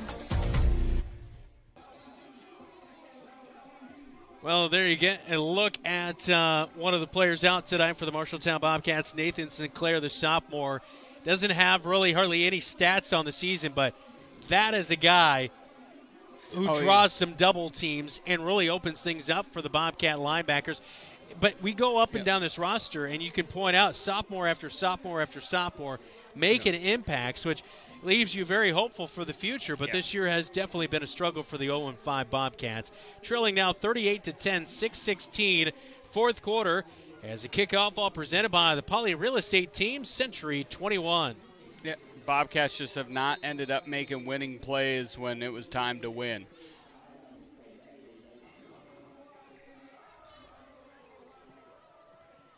Dedek kickoff away, angling towards the sideline. Rizzo lets it roll out of bounds at the 5. That'll be a penalty and good starting position for the Bobcat offense coming up here in just a moment.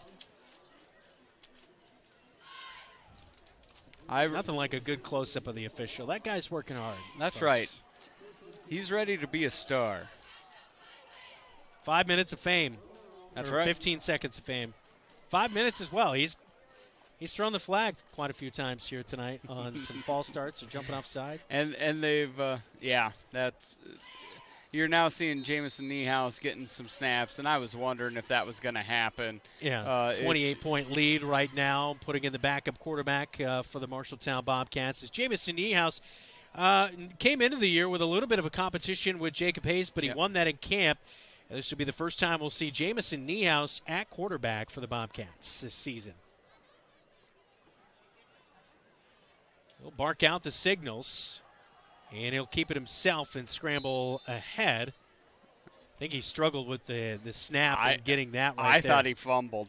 Yeah, almost fumbled, yeah. Can we get a different football tonight? Yes. Yeah. The one we've been using is not the right one. I don't know if you've been getting any. I looked down at my phone. I've got a couple texts. What is wrong with the football? And I was like, if Tom Brady was here, he'd be taking care of this in no time. Yeah, he did almost fumble that. So, regardless of nearly fumbling the snap, picks up a couple of yards, so 2nd down and 7. And now to the near side goes Niehaus, gets around the edge. He's going to be brought down by the neck at the 50. No flag, but it is a 1st down run of about 13 yards for Jamison Niehaus. Kind of slid down and the defender creeped up on him, so I don't think it was one of those things where you thought it was intentional. Jacob Hayes is going to be back in at quarterback after that last run. And Niehaus is a little bit more of... The field looks slippery, Dylan. Everything looks slippery, and I don't know. I'm wondering if it's something we're not experienced out here, but it feels like slip slide everywhere. A little bit of an awkward start to this play as England gets the handoff left side. Flags fly. Looked like somebody got moving late or early. Something going on that play, Dylan, is flags from the far side official. It feels just snake bit.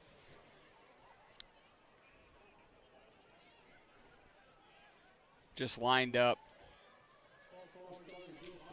We have confirmation that the turf is dry from our very own Keith Stewart. We have dry turf in Marshalltown. We might have the driest turf around. That's what I said. That's what I hear. We haven't had rain in like forever. 2 months. Yes. But Keith, he's on top of it, and we appreciate that about him. This is where you could also say both literally and figuratively. Yeah. He's like Al Roker for us. He's like, yes, he is. And here's what's going on in your neck of the woods. An incomplete pass out to the near side. That's what's happening in our neck of the woods. 2nd down and 15 for the Bobcats. 4:47 to go, 4th quarter. Bobcats trailing 38-10 to Waterloo West, who got obliterated last week. Not quite like they did last year against Waukee Northwest. A little more competitive, 49-21 last week. They have Valley next week, so we'll get a preview of just how good Valley is after this one here tonight. Radio Iowa thinks they're the 2nd best team in the state. It's true. Behind Dowling. But who would ever think Dowling would be number 1 and Valley number 2? Not like that's ever happened in the state of Iowa. Never. And then around to the slot, Smitherman gets back to the initial line of scrimmage. About a 5-yard gain right there. 3rd down and 10 coming up. This is the most effective Aiden's been in the run game in his 2 years on varsity. Tonight he's had some good runs. He's mixed and matched it pretty well. Looks like he's running with no socks here tonight too. Well, you can't let the cotton keep you down. That's what I've always said. Well, on a hot, wet night like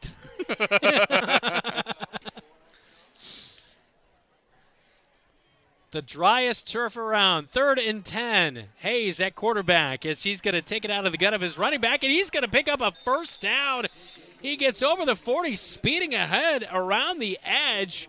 And Hayes over the 40 and marked down at the 37-yard line for the first down run. Has been effective that way tonight, Dylan.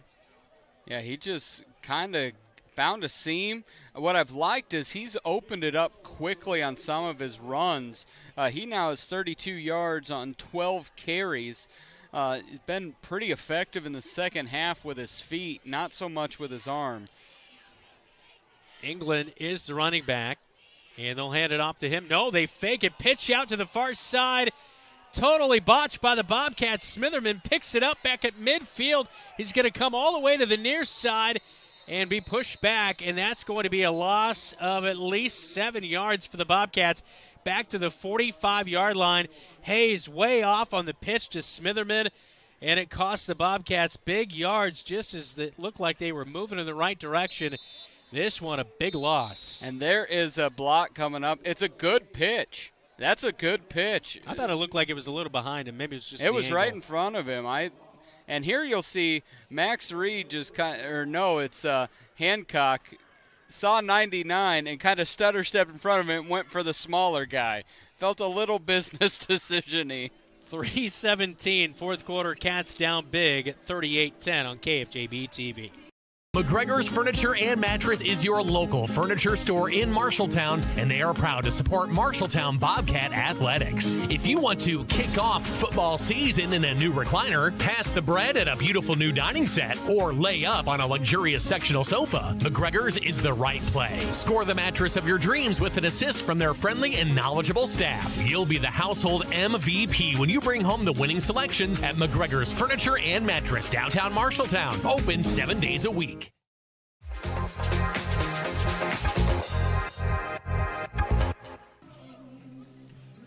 Hope to have you along for Bobcat Live coming up on Wednesday. Yeah, that's right, a special Wednesday edition at Wayward Social inside Rosie's. 38-10. Dylan's got some sunshine in his pocket, I think. Yeah. Are you going to dance here pretty soon? I probably got copyrighted right there. That's right. 3:17 to go. Jacob Hayes gonna dart one to Smitherman up at the 25. Caught. He'll speed ahead. Touchdown. Bobcats. A 45-yard pass. Jacob Hayes to Aiden Smitherman. Both of those guys having a rough night at moments, but figuring it out right there for the 45-yard touchdown.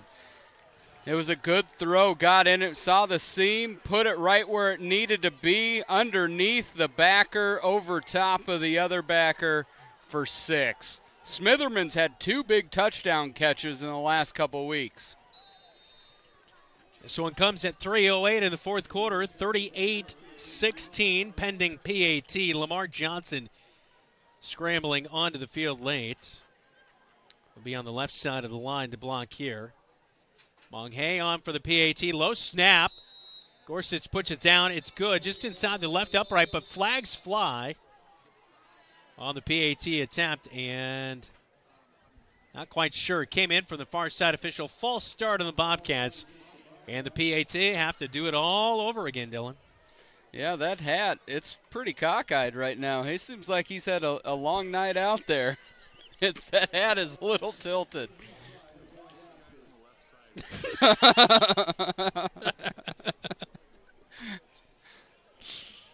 Oh. So not to make this as we get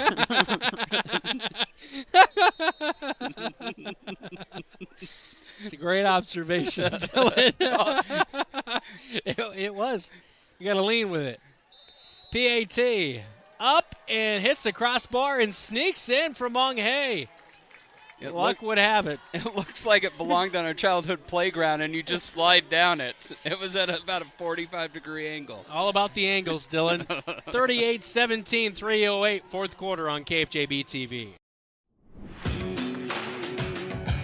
Sportsmanship starts with us. As a student athlete, I need to model good behavior and represent my school appropriately. That means respecting my teammates, coaches, opponents, the officials, and fans. If I do that, so will others, and being a good sport becomes a way of life. To all of Iowa's student athletes getting ready to compete, remember, sportsmanship starts with us.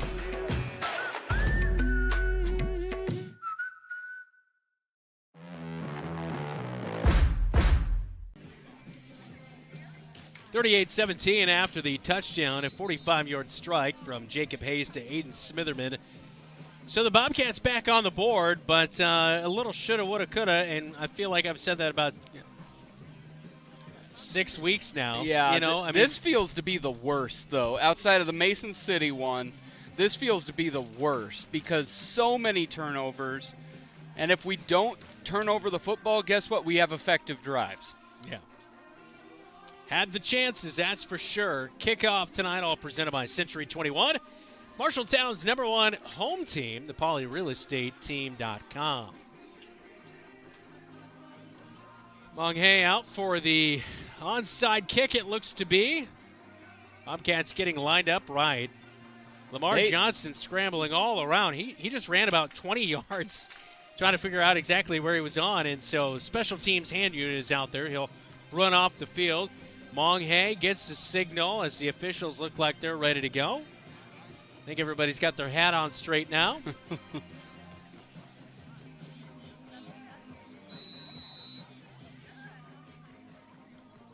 And Monghay's onside attempt. It's away. Waterloo West will come up and catch it short at 10 yards. And they'll have the ball over midfield at the 47-yard line. And that's where they will start with this possession here. 3:06 to go in the football game. There we take a look again at that onside kick. Yeah, Luis wasn't real happy with himself, hitting himself on the helmet. You could tell he didn't strike it the way that he wanted to. And it looks like we've got the backup crew into the game now.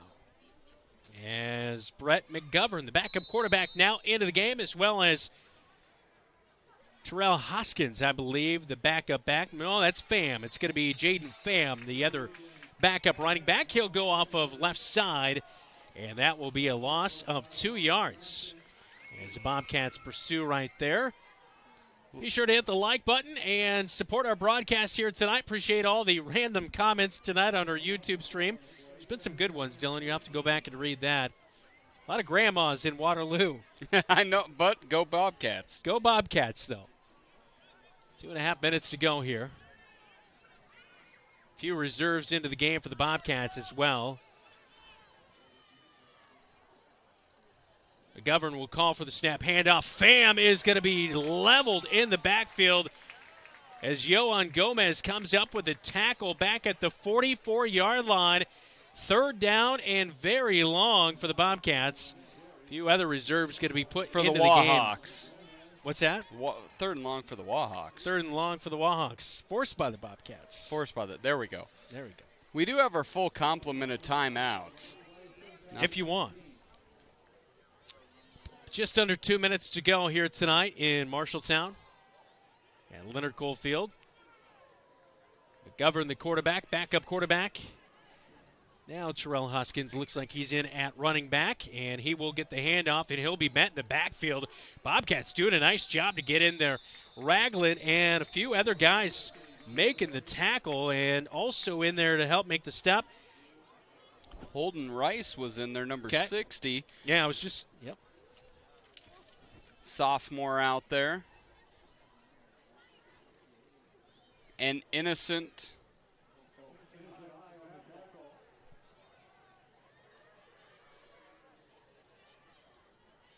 So good play right there defensively by the Bobcats. It's going to be 4th down. 1 minute to go here as the Wahawks offense still staying out on the field.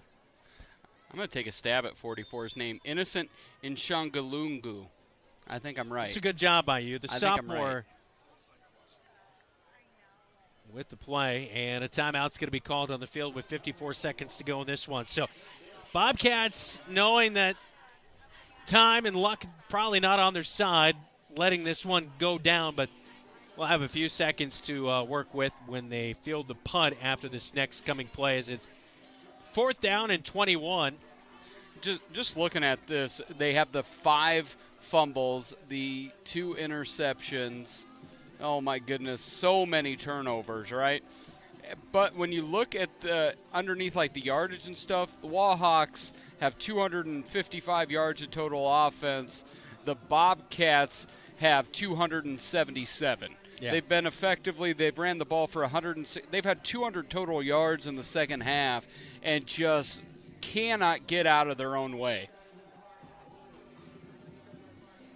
Nobody back to return on the punt. Bobcats stacking a bunch of defenders at the line of scrimmage. 4th down, 54 seconds to go in this one. High snap brought down, and it will hit back at the 25 and go all the way down inside the 10. Waterloo West's kicking game has been impressive. Their long snapping had some issues, but both their punter and their kicker have been impressive tonight. Punt goes all the way down to the 5 as it's picked up. And just 38 seconds remaining in this one tonight.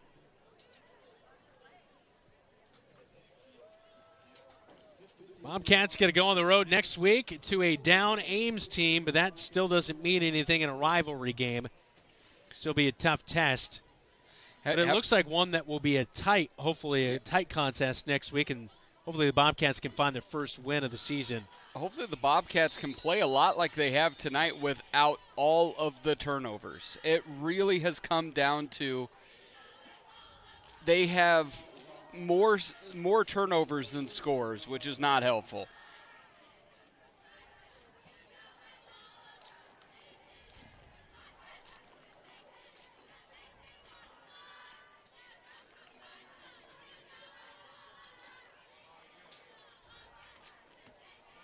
All right, so I was wondering what was going on here. 38 seconds to go in the game. A timeout's going to be called on the field. 38-17 is our scores. The Bobcat offense will have 38 seconds to work with offensively. We'll see if they get creative or not.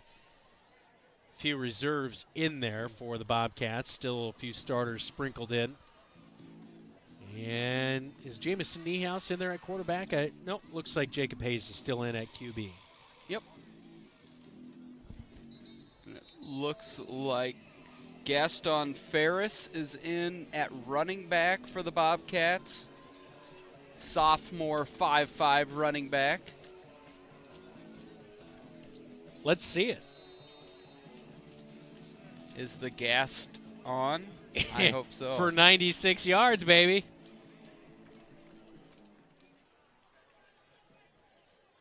Ferris will go off of left guard, and he'll get up to the 10-yard line, about a 3-yard pickup. On 1st and 10, it'll be 2nd down coming up. We'll see if the Bobcats run another play or let this one run out.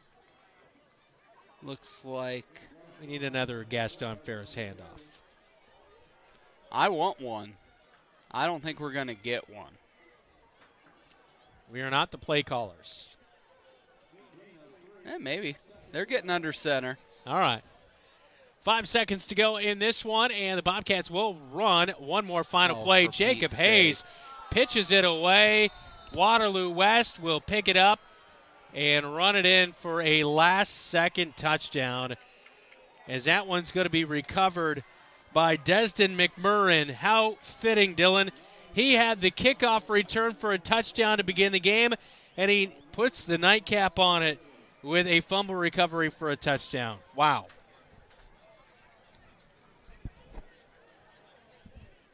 Not great.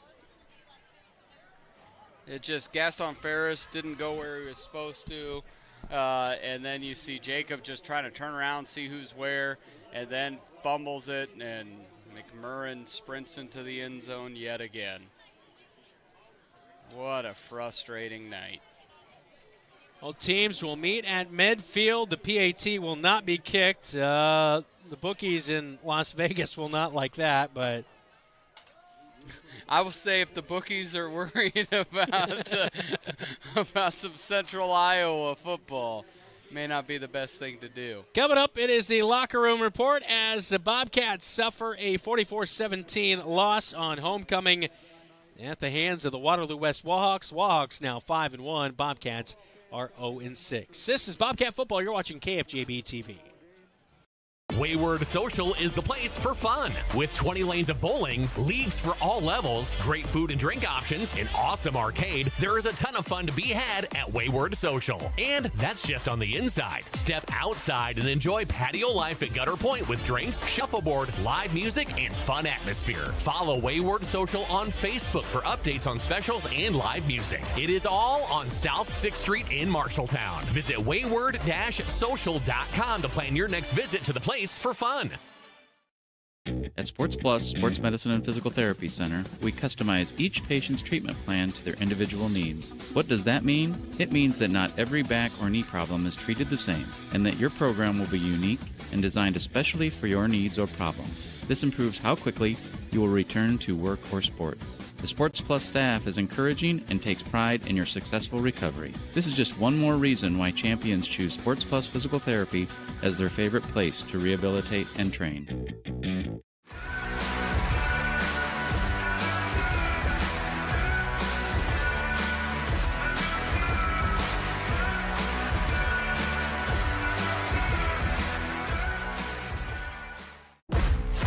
The KFJB-TV Locker Room Report, presented by Wells Fargo Advisors of Marshalltown. A final tonight, 44-17. Bobcats fall to 0-6 on the season, as improving to 5-1 on the year. For the year, it is Waterloo West, as they move on to face Valley next week. Bobcats move on to face Ames on the road in week number 7. A disheartening one here tonight, Dylan, with so many turnovers. Bobcats with 6 turnovers on the night, 5 fumbles, or 7, excuse me. Seven fumbles, 7 turnovers. lost 6. Yep. And so a night where, you don't commit so many turnovers, and you look at it from that standpoint, you really feel like this game could have been a lot tighter than what it was. So the Bobcats ended with 17 points. They had 11 drives. Only one ended in a punt. That's how frustrating this game was tonight. It was a much closer game than the 27. They had opportunity after opportunity, and they kept giving the football back. Yeah, so just to get that right, 6 fumbles, 1 interception, 7 turnovers. Yep. 6 lost fumbles, an interception, because I think they put a fumble on the ground that they recovered. Yeah. So they had 6 lost fumbles, an interception. Waterloo West had 2 fumbles, only one of them lost, so -6 for the Bobcats on the turnover margin. So regardless of that, Bobcats here in the second half, they gave up a late touchdown to the Waterloo West Wahawks with 6 minutes to go in the game. They got kind of a short porch on that one, and then they score a late touchdown in the final seconds here. But other than that, I mean, for much of the second half, Bobcats did not allow any points. Defense played really strong. Offense outgained Waterloo West. It's such a this has got to be the most frustrating game. I think, and I'll get a chance to see how frustrating it'll be. Well, in the second half, with 7:05 in the third quarter, Tyler England with a really nice rushing touchdown. He had a 60-yard touchdown rush to get the Bobcats on the board and make it 31-10 at that point in time. Bobcats would throw an interception, have a fumble in the mix there. Waterloo West with 6:16 to go in the game would go up 38-10. Bobcats would then get a 45-yard touchdown pass from Jacob Hayes to Aiden Smitherman to get it back to 38-17, and then Destin McMurrin with a TD on a fumble recovery at the end of the game. 44-17 would be our final score here on KFJB-TV. That's that 45-yard touchdown pass from Jacob Hayes to Aiden Smitherman. Really nice play, but just couldn't get a whole lot of those put together here tonight. Yeah, they just couldn't. It was a beautiful backdrop, great homecoming weekend night. Everything was set for a good game, and at points it looked like we were going to get it, but the Bobcats just could not execute and make winning plays when it mattered. Here's that 60-yard touchdown rush for Tyler England, and just once he found open room, he was gone. Nobody was catching him. Yeah, again, that stutter step on 2 of his bigger runs. It's wait, go. And he does such a good job with that. And 44-17, again, our final score. Coming up, we will name our player of the game, and we will have our sweet play of the game tonight here from Leonard Coalfield. This is Bobcat Football. You're watching KFJB-TV. You planned and saved for your child to go to college, but medical school after graduation was a surprise. A happy, expensive surprise. Wells Fargo Advisors can help. For more than 125 years, we've created wealth management and investment strategies aimed at achieving our clients' personal financial goals. When opportunities surprise you, turn to Wells Fargo Advisors. Together, we'll go far. Wells Fargo Advisors is located at 14 East South Ridge Road in Marshalltown. Call them at 641-752-5401. They're a member SIPC. Bobcat Athletics on KFJB-TV is sponsored by Marshalltown Area Chamber. Meet in Marshalltown.com. Marshalltown Community College, a step in the right direction. And McGregor's Furniture and Mattress. Quality furniture for every room in your home.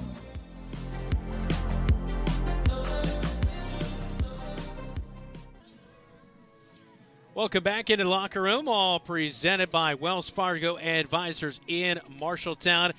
It is now time to name our player of the game, all presented by Opa Grill in Marshalltown.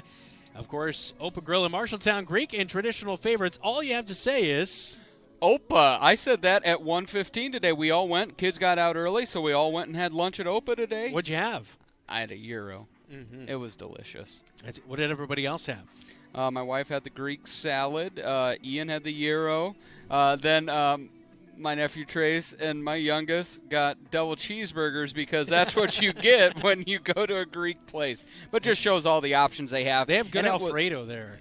See, that's how good. You can go Opa or you can go Italiano when you go to Opa Grill. All you have to say is Opa. That's right.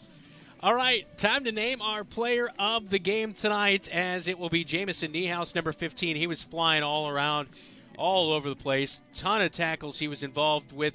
He had a couple of carries tonight on the offensive side as he ran for 16 yards on 2 carries, but his impact defensively was extremely noticeable. He plays fast, and he doesn't. What I mean he plays fast is he knows what he wants to do. He reads and goes.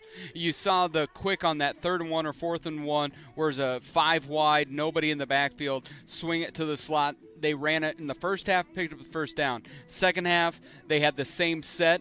Niehaus was there quick. He did not allow himself to get blocked, blew up that play. Bobcat got the ball on the punt return there. So he's just playing so fast, so instinctive. He is just a very, very, very good football player. And very deserving here tonight of our player of the game. Each week, Opa Grill awards a $25 gift certificate to the Bobcat player of the game. Well, our player of the game last week was Tyler England, and he's involved in our Lily Mae Sweet Play of the Game. Lily Mae, handmade, hand-dipped since 1939. Always open at lilymaechocolate.com. And here is our play of the game here tonight. And it was Tyler England, a 60-yard touchdown rush here tonight as he pulls away from the Wahawk defenders. And a really nice play to get that play of the game here as we take a second look at it on KFJB-TV. As a little hesitation move and found a seam and got past another guy who was making plenty of plays on the other side, Desdick McMurrin. He had a kickoff return for a touchdown to begin the game. Then he had a fumble recovery at the last second of this one to close it out. 44-17, the final here tonight. Scoreboard update on the other side with Jeff Brooks on KFJB-TV. What does OPA mean? OPA means joy, enthusiasm, and approval. And when you dine at Opa Grill in Marshalltown, you'll understand why. With their made-to-order pastas, soups, and salads made daily with the freshest ingredients. Favorites include chicken parmesan pan-fried to perfection, fresh and light chicken lemon rice soup, and their signature Opa salad topped with seasoned gyro meat. Opa Grill Family Restaurant in Marshalltown, where you can dine in or drive through. All you have to say is, OPA! You look forward to retirement as your time to relax. But now that it's here, turns out relaxation is overrated and you'd rather get back to work with an idea of your own. Wells Fargo Advisors can help. For more than 125 years, we've created wealth management and investment strategies aimed at achieving our clients' personal financial goals. When retirement plans change course, turn to Wells Fargo Advisors. Together, we'll go far. Wells Fargo Advisors is located at 14 East South Ridge Road in Marshalltown. Call them at 641-752-5401. They're a member SIPC. The KFJB-TV Locker Room Report, presented by Wells Fargo Advisors of Marshalltown. Jeff Brooks here from the KFJB studios with the Central State Bank scoreboard update. Looking at West Marshall in Iowa Falls against Iowa Falls Alden tonight. West Marshall picks up the win, 37-12 is their final. East Marshall falls to Hudson in Hudson this evening. Hudson wins 21-7. Grundy Center picks up the win at South Hardin this evening, 35-0. And Pella Dutch against Newton tonight, 35-28. Pella Dutch picks up that win. In 2 overtimes, Dowling comes back to win against Centennial. Dowling was trailing the entire game. They come back to win 41-35 in their second overtime. Fort Dodge picks up the win against Storm Lake tonight, 55-26. And final score for ADM against Des Moines North. ADM wins 56-14. Nevada also picks up the win in Knoxville this evening, 49-0. And Johnston wins over Southeast Polk 34-0. Ankeny against Cedar Rapids Prairie, 35-16. Ankeny picks up that win. Gladbrook Rhinebeck 48, BGM 6. And Colo Nesco wins their homecoming game 42-20 over English Valley. That's your Central State Bank scoreboard update. Now back to Leonard Coalfield in Marshalltown with Brandon Lewis and Dylan Doze on News Talk 1230 KFJB and KFJB-TV. Awesome. All right. Thanks, Jeff. And coming up next week for the Marshalltown Bobcats, we will be on the road at Ames to take on the Little Cyclones. Kickoff at 7 o'clock. Pregame show starts at 6, as the final 3 weeks of the season will be all 7 o'clock kickoffs. Hope to have you along as well coming up on Wednesday for Bobcat Live from 6 to 7 at Wayward Social. We'll talk to head coach Adam Goodwin when we come back. This is Bobcat Football. You're watching KFJB-TV. Miller Middle School turns 100 next year. It has served generations of Marshalltown students well. Education has changed dramatically since Miller opened in 1925. Miller faces a long list of challenges, including limited technology capabilities, lack of space for learning, gathering, and new programming to prepare our students for the next step in their journey. Voters will consider a referendum in November to reimagine Miller for future generations. To learn more, go to marshalltowncsdfuture.com. Legends American Grill is the perfect place to watch your favorite team. Enjoy wings, nachos, steaks, and prime rib available on Friday and Saturday nights. It's game on for great food and your favorite drink to wash it down. You like burgers? Legends has fantastic, unique burger creations like this. The Legends Burger. Absolutely delicious. Gather with friends, enjoy your favorite team's games with the NFL Sunday Ticket, and make some memories. Legends American Grill in Marshalltown and our new Newton location, where the game is always on. The KFJB-TV Locker Room Report, presented by Wells Fargo Advisors of Marshalltown. Back on the Locker Room Reports, as all brought to you by Wells Fargo Advisors in Marshalltown. Final tonight, Bobcats fall to the Waterloo West Wahawks 44-17. Now time to head down to field level with Dylan Doze. Our post-game chat all brought to you by Edward Jones, Zach Wall, your financial advisor in Marshalltown. Thanks, Brandon. Here with Coach Adam Goodwin in a really weird night. In some ways, there were some things your team did out there that they haven't done this well all night. You outgained Waterloo West. You had over 200 yards on the ground, 160, 170 of that in the second half. What can you tell us about some of the things that went well on the offensive side of the ball here tonight? Well, I think that's tough. I mean, I think our effort was good, and I think, we were inconsistently pretty solid. But it's tough to be in games and win ball games, no doubt, when you put the ball on the ground a lot and you turn it over. And, I think that's no secret. That was the big kicker tonight. Yeah, you have 7 turnovers, 6 fumbles, -6 on the turnover game. But man alive, in it consistently. Tackling, I thought team tackling was about as good as we've seen all year long. But when you come where that it's almost like it's almost like a virus. It seemed when one fumble hit the ground, they all hit it. Would you account that to just the way they were holding the football, not protecting the football? What do you point to on that? I wish I knew. I really don't know. Snowball effect, wasn't it? I mean, but I'll tell you what. I think you know, our kickoff team, we cover that opening kickoff, and then you know, we don't fumble the ball. You know, I think that's the most frustrating part is how, you know, look at the talent comparison between the two teams. It just doesn't match up with the scoreboard, and it's extremely frustrating. But you know, we challenge our kids for next week, so we'll get back to it on Monday. And one of the things you look at, again, also starting field position. I think the first 5 possessions for Waterloo, 1 was in the end zone, the next 4 were in Bobcat territory. But when you have some of these glimmers of hope, you just kind of want to flush some of those fumbles. What are the positive pieces maybe that you're going to bring in Monday as you get ready for Ames? The fight that we showed. You know, I didn't think we brought the enthusiasm that we brought a week ago, so that's got to come back. And I think, you know, we got to be more attentive to the details, and that's what it comes down to. You just got to be very crisp on game night, and it starts every day in practice too. So we've got to practice better too. So.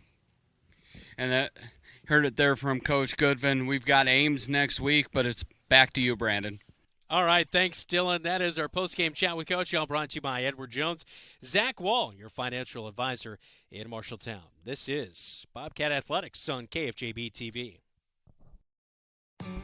Don't let concerns about shifts in the market disrupt your long-term financial goals. Edward Jones financial advisor Zach Wall can help. He'll work with you on an investment strategy for long-term results. Edward Jones can give you the tools and knowledge for a steady approach to hitting your financial targets. Get started by giving Zach Wall a call at 641-752-3017 in Marshalltown or visiting edwardjones.com. Edward Jones, member SIPC.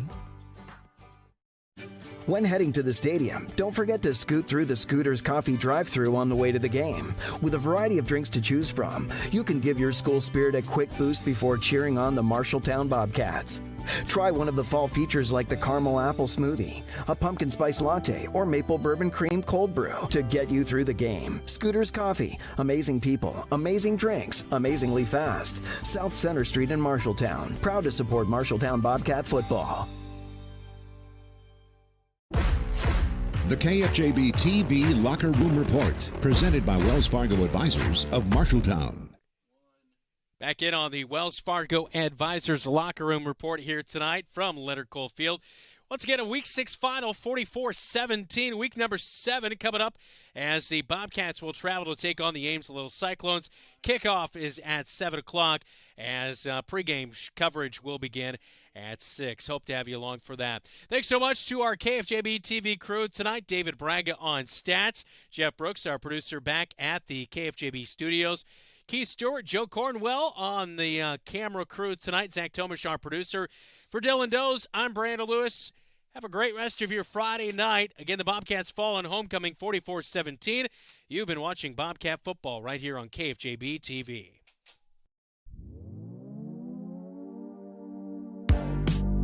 Bobcat Athletics on KFJB-TV is made possible by Assured Partners, Greg Young of Marshalltown, Lennox Employees Credit Union, Marshalltown Area Chamber, Marshalltown Community College, The Gregors Furniture and Mattress, Sports Plus, Wayward Social, Wells Fargo Advisors of Marshalltown, Marshalltown School District, Scooters of Marshalltown, State Farm, mtownproud.com.